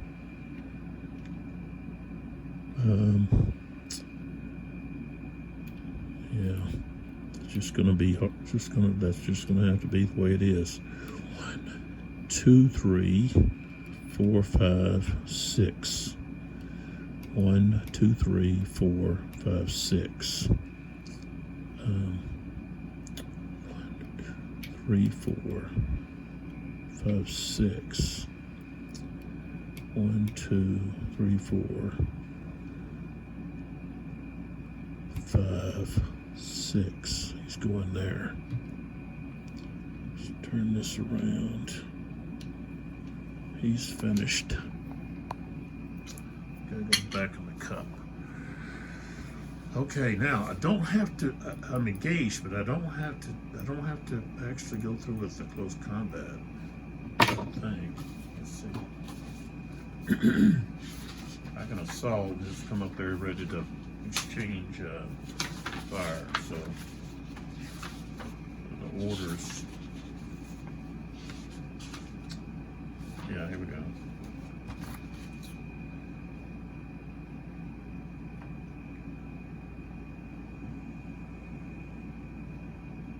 The brigade's units may engage and conduct fire and or close combat.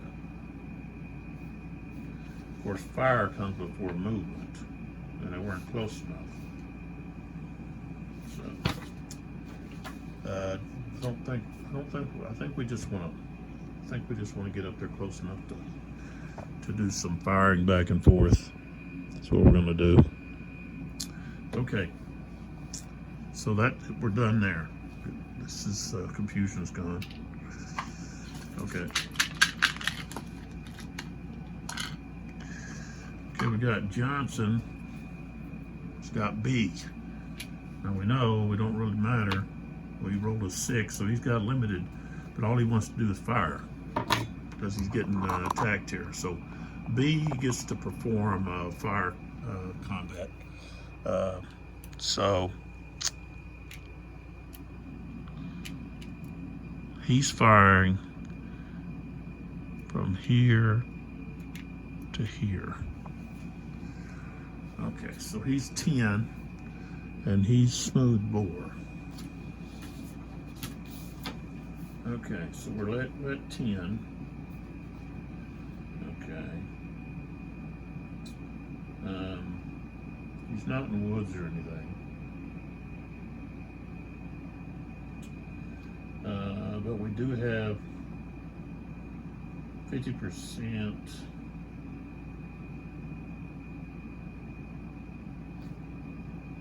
No, that's a close combat. This is just fire combat. Okay, so he's just at 10. That's all he gets. 15, nothing. Absolutely zilch. Okay. Moving along.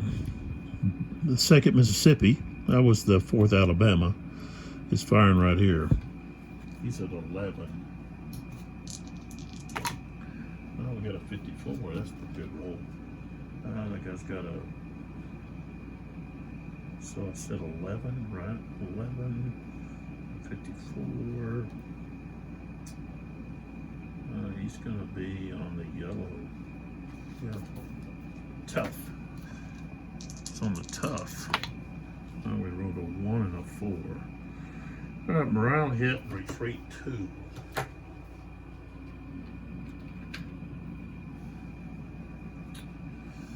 Okay, so he's going to be shaken.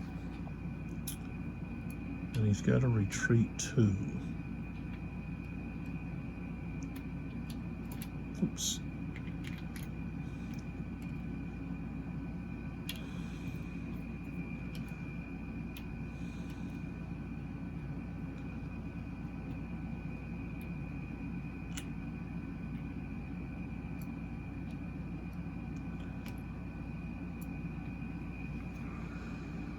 Okay, B is finished, which means Johnson is finished. Don't have anybody else left there. So all we got left, I think, in this cup is Well, we got, no, we still have, yeah, we still have Hunter. Hunter. All right, we rolled a 2, so Hunter's got Porter. So Porter comes here. We want to look to engage, so let's roll, see how many he can activate. He rolled a 3.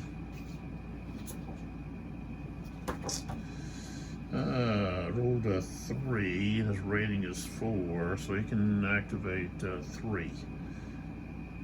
The other ones can't do anything. So the attack coordination is just 3 units. So let's see, we right here. 4.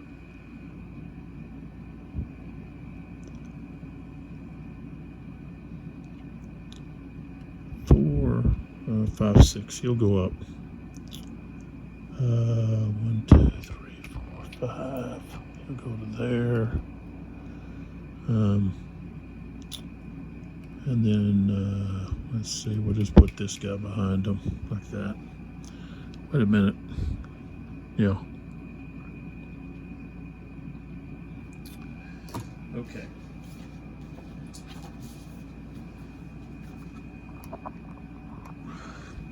Didn't even give you a very good shot there, did I?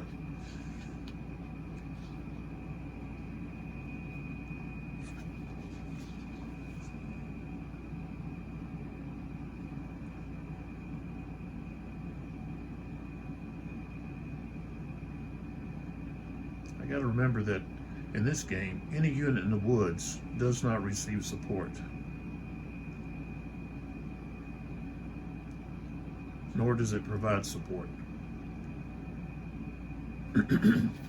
But I know that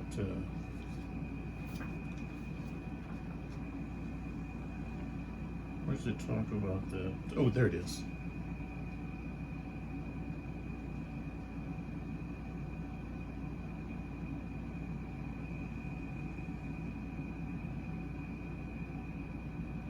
Yeah. So the other regiments of the brigade can't move, fire, close combat, or rally. They're just there. All right. So do we want to attack Evans? We're looking at 10. Yeah, I think we do. We come up here to attack him. Okay, so we've got defensive fire, of course, from here. And he's going to attack that one.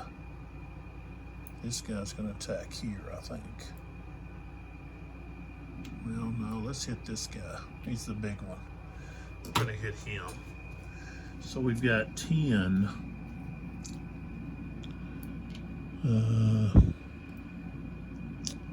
Yeah. 10. So defensive fire.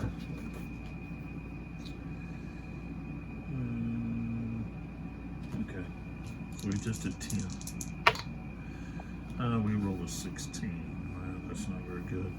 Nothing. Okay, and then the other guy is, this guy's providing support. So he's firing at half. So he's at a 3. 45. Nothing. Okay. So that wasn't effective. Okay. So this guy is attacking this guy. And we've got support from this guy. Okay, they're both on the same level. So there's no upward or downward stuff. Okay, so we've got 12 against 10. No, actually it's going to be 21 against 10, so it's 2 to 1. But first we got his strength is 12. Okay. So we've got 2 to 1, so now we're at 17. He's got a greater CR, so now we're at 20.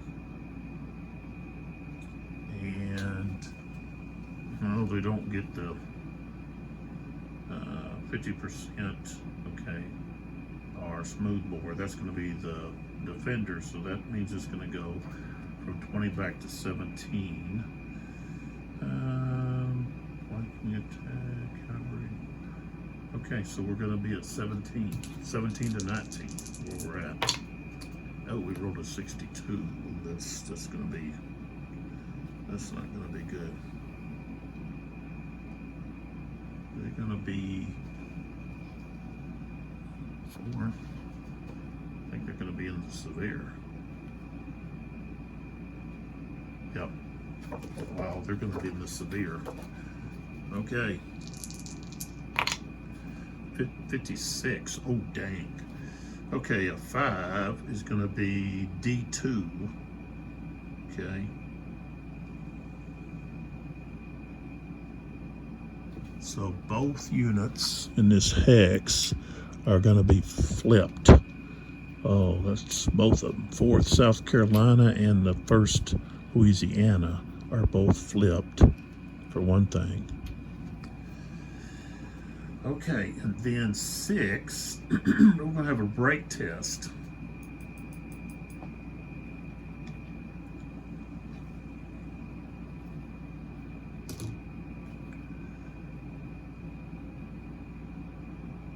The lead unit must take a break test. Okay.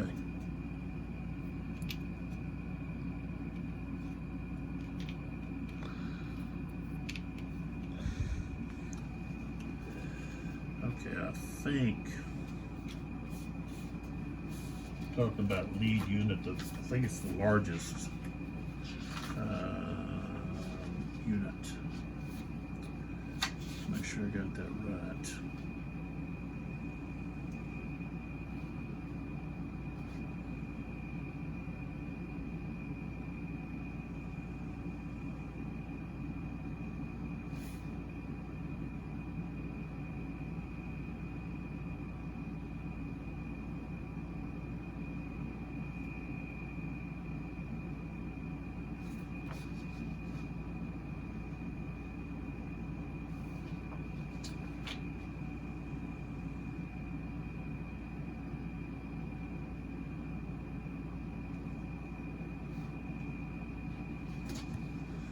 That's the way they do it, the largest unit. Alright, so they're flipped.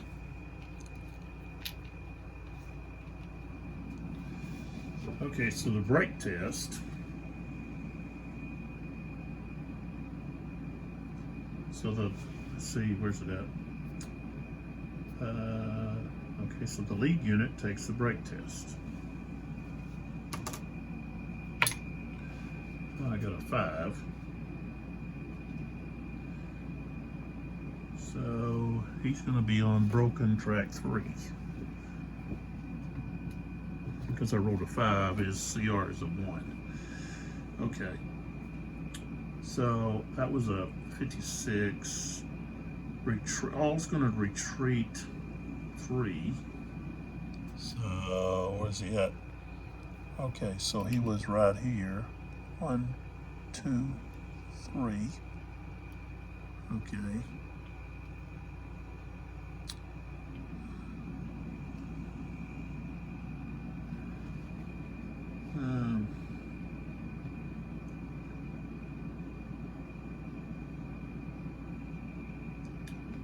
And then we got possible P3. Okay, which is a panic 3.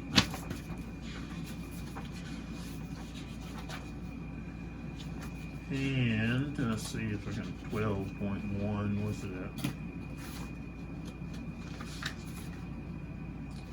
Okay. In addition, normal results of the lead unit, one other unit will panic. Fire player selects one enemy unit, in the targeted hex or in any adjacent hex that has a modified CR of 2 or less. This selected panic unit then suffers 1 MH and retreats 3 hexes. So, what is it?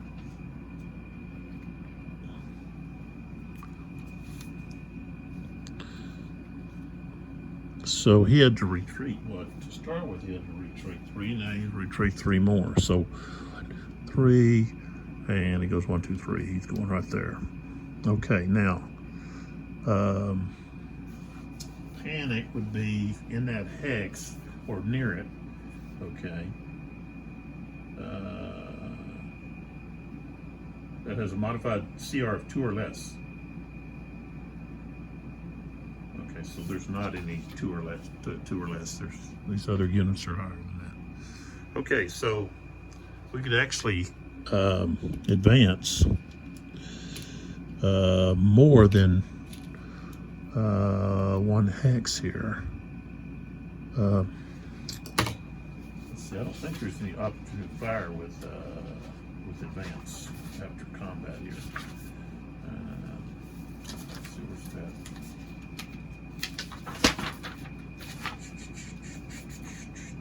When a hex vehicle allowed by both attack and defending units. Advancing units are not subject to opportunity fire when they make the advancing move. If the defeated enemy retreated 2 or more hexes or was broken, the victorious units may advance 2 hexes. No opportunity fire is allowed. So here we go. And even the supporting unit. So we could actually go here and then here. Like that. But I don't think we're going to. I think we're just going to do this. Okay. So that takes care of, was it Porter? Yeah. And then what do we got left in here? What we got over there? Regulars forward. I can still use him. We got superior artillery.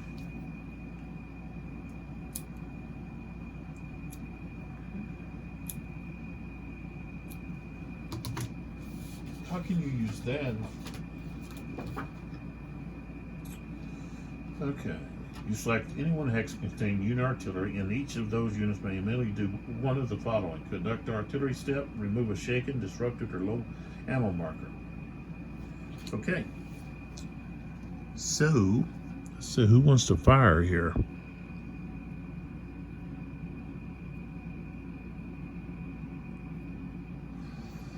I think what I want to do is I'm going to fire with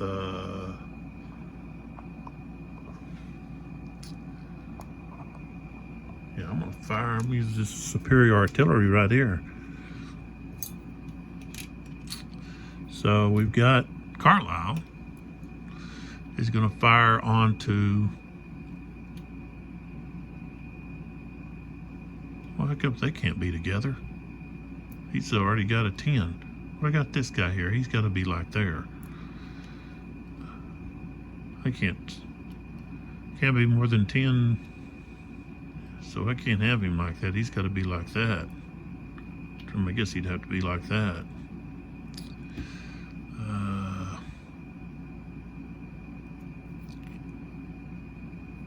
But he can still fire onto this guy or that unit there, but he's going to fire right there. Well, if you fire onto artillery, let's see. Okay.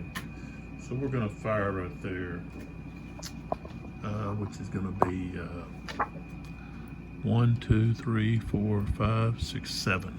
7. What is he? He's mixed. Okay, good. Mixed cannon. Okay, 7 is still effective. So he's going to be at 6. 12, no effect. Okay. No superior artillery. Okay, next we've got firing on friends. Okay, that shouldn't have been in there. So now we have these three. We've got to shuffle and put one of them in there.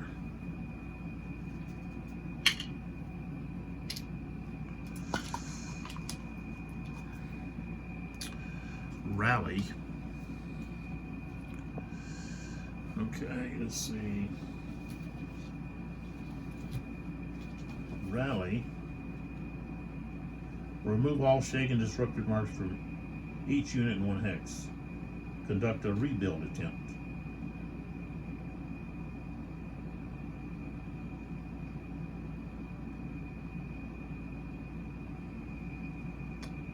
So, who do we want to try to rebuild? Evans or Bartow? Evans.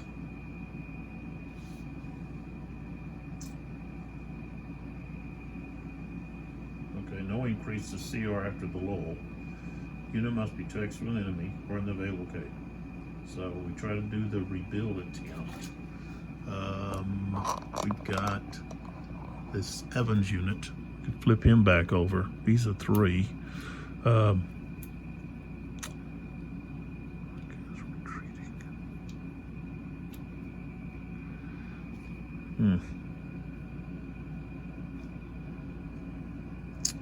I think the one I'm going to do is I'm going to try Bartow down here.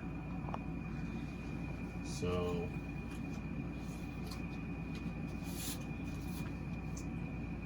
okay, so to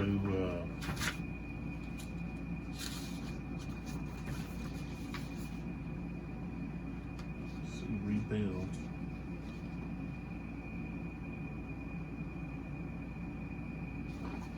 Now,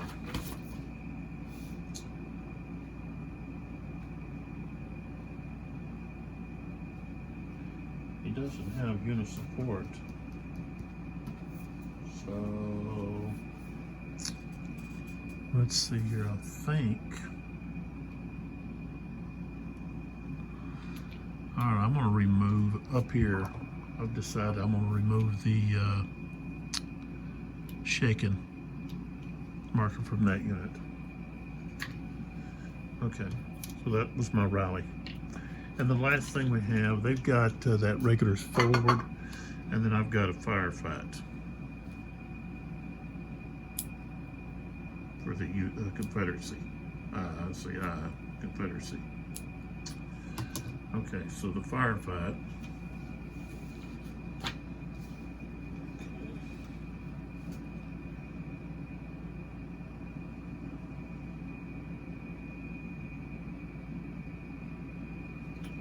All right, so I got 1 unit somewhere in fire on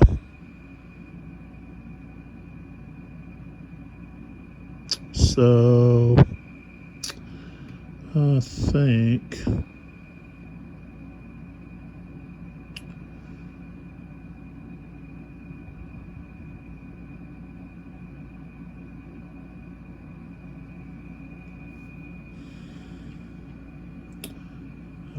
right there. That's where I want to do it. So we're going to have the firefight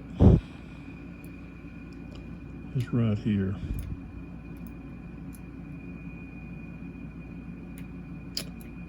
We're going to fire at the 2nd Rhode Island with the 4th Alabamas.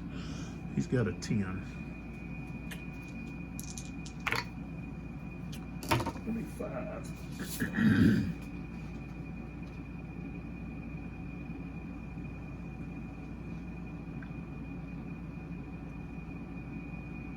It's not going to be enough. Okay. And of course we've got what is it? We've got the regulars forward that basically gives the United States Infantry Battalion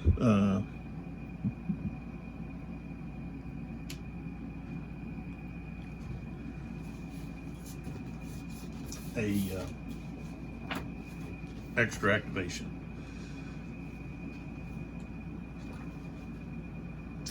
That's it. All right, so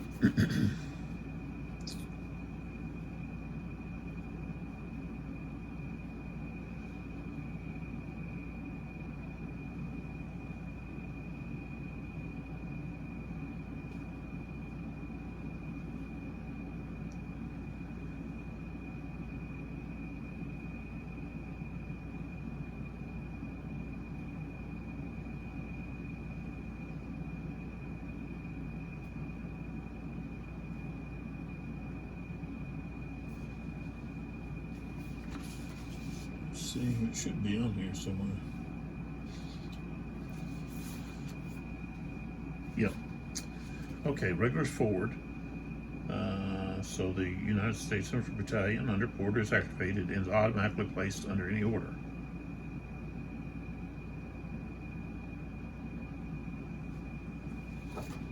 So he's going to fire. He's like under assault orders, I guess. But he's going to fire here at Evans. So they're both at the same level. So it's just straight up 12. He's got a rifle. So it's just going to be 12. It's going to be 12. So he's at 12.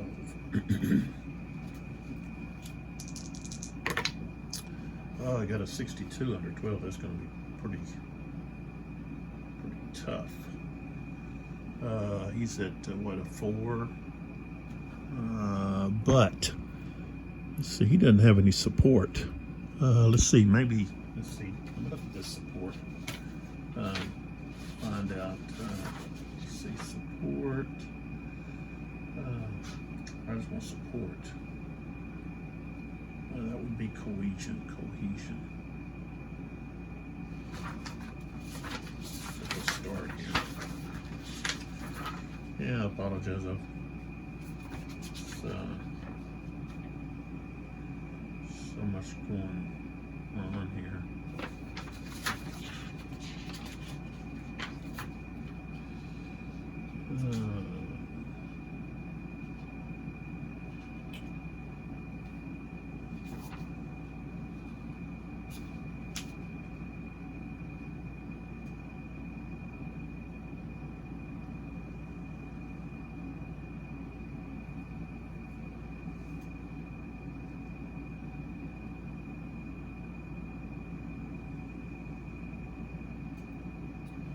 Where is it? It's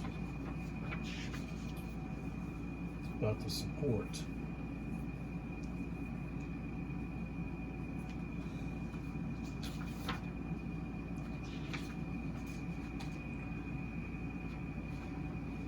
I know I'm just like looking right over it.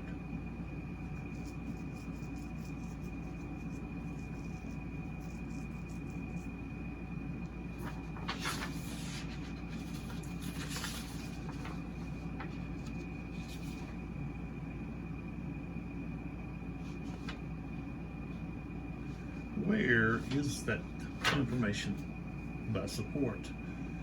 Let's see here.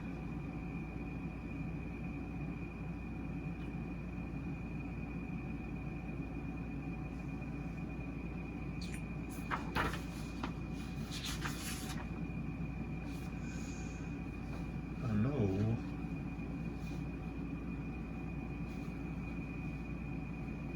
Okay, I was talking about that.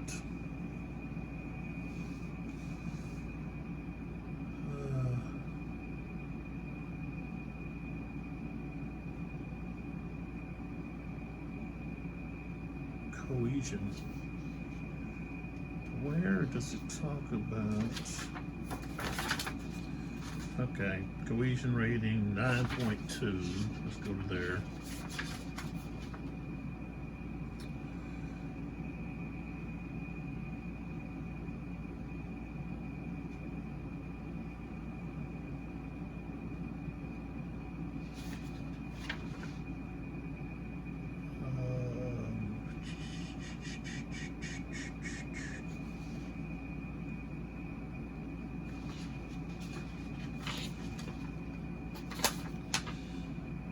12.1.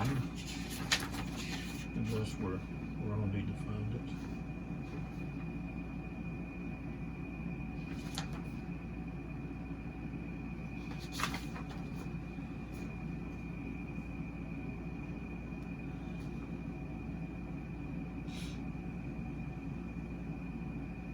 I think they've got to be.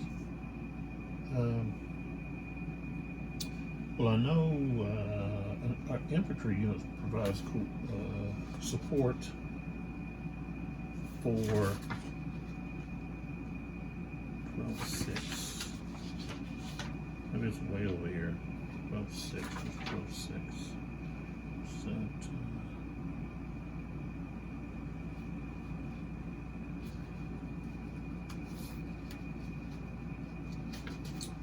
that's why I didn't want to do the rebuild, because he didn't have support. Okay, I'm just going to go on. He doesn't have support, so he's at 3. Okay, so I rolled a 62, and he's what I said. He's at 12. Okay. 62. So he becomes a 3. So he's going to be in the red, which is severe. Oh, 65. Okay. 65. Okay, so of course he gets flipped. Okay.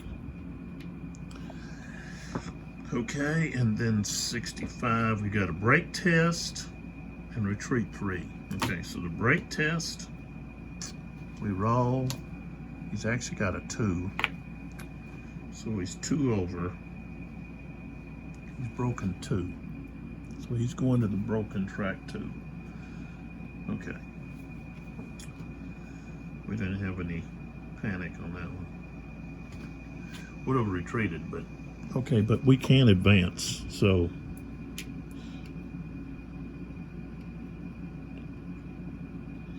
could advance too. He could actually go into this woods here. If he does that, he's alone, but he's going to go to there. Okay.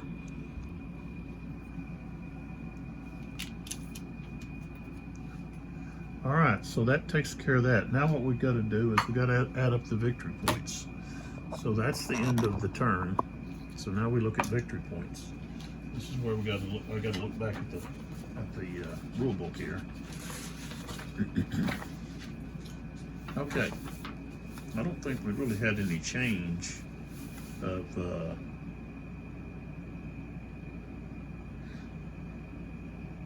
hexes. Okay, so each player receives 2 victory points for each of the locations, the Henry House and Robinson House. Okay, that's still under Confederate control. So that's 4. So now it goes down. The U.S. is only ahead by 2. Okay. Okay, the Confederate player gets a point for controlling the stone bridge, which they don't, and the turnpike way over here. To the west of on the west end of the turnpike, okay, which is down here underneath right here. Okay, so now we're at only head by 1. Okay, all right. Then Union player receives 1 point for control of Lewis Ford. They don't. The crossroads 29-27, which they don't, and of course the western end of the turnpike, which we just said the Confederates control. The Confederate player received 2 points for controlling crossroads. Okay, Sudley Road and Turnpike is right here. They don't. Union player received 2 points for controlling Newmarket, which they don't. And then, in addition, each player gains 1 victory point for each of their opponent units, which ends the scenario. Okay, ends the scenario. Okay. So the broken track doesn't count right now. All right, so right now the U.S. is up by only 1. Okay, so it's a 1 point difference. All right. So let's take an overview of what we got going on here to end this video. Okay, so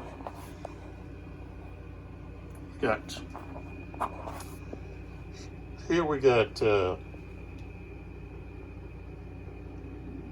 Oh, we got Howard over here. I threw out, what is it, Hanselman. It still had Howard. He's supposed to come in. All right, so we're having activation with Howard.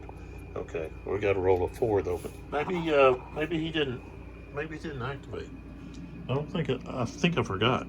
So we'll just roll. All right, he got a 4. So we'll bring these guys in. Of course, they're just going to end up right there, here behind Wilcox. Okay, that was my mistake. And of course, we turn our artillery back over. Okay, so we've got Hanselman's division is coming up the Sudley Road here. I called it the New Market Road. It's the Sudley New Market Road, I guess. And he's got control of the crossroads right here, right now.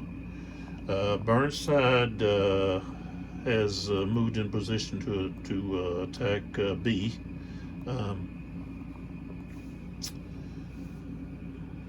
I actually had a unit had to retreat. Okay. We've got Porter, part of his brigade advanced and attacked Evans and forced Evans to retreat, and then also put some of his units on the broken track. 2 of his units on the broken track, of course. So things don't look good right there for the Confederacy in their center. And then Sherman worked around and was able to dislodge Rogers and Latham and force them to retreat. And we got Keyes there at Lewis Ford, looking to try to gain control of that. And so we've got a couple of Confederate artillery units that may be rerouted. They may need to be pushed here to support Latham and Rogers against this Sherman push that we've got here on the Confederate right. So we've got Jackson, who could be in a position to possibly, if he gets an early activation, to attack Franklin's brigade and possibly cause some damage there. Maybe look to turn the Union right, but there's 2 brigades coming up the road, so and then Jackson would be in trouble. So he's got to try to strike, I think, early on if he can. So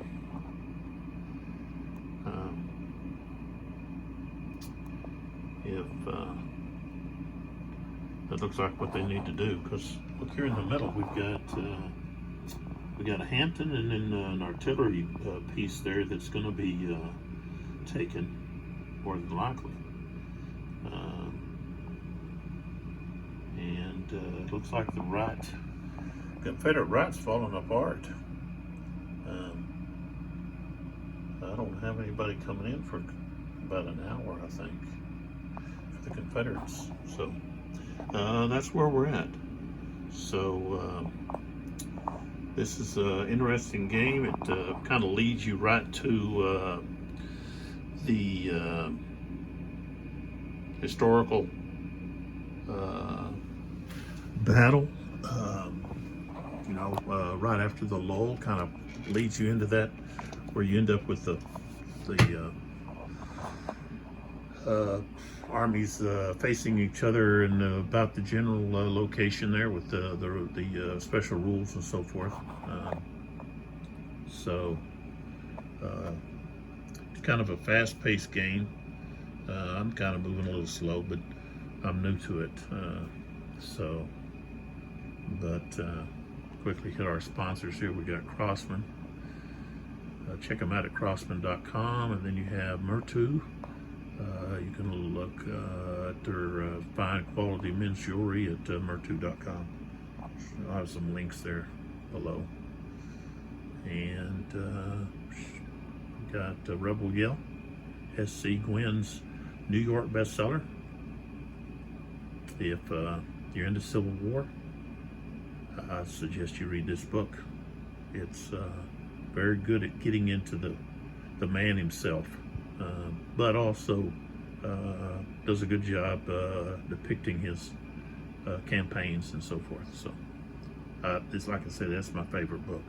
I couldn't put it down. I just kept reading and reading and reading. It was an easy read. So this is Lee with 82 Gaming. I appreciate your support. Hit that like button.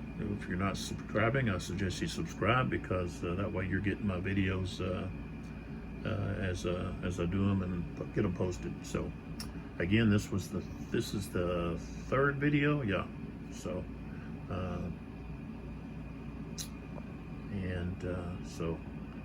I appreciate y'all being here. Come on back, and I'll catch you in the next video.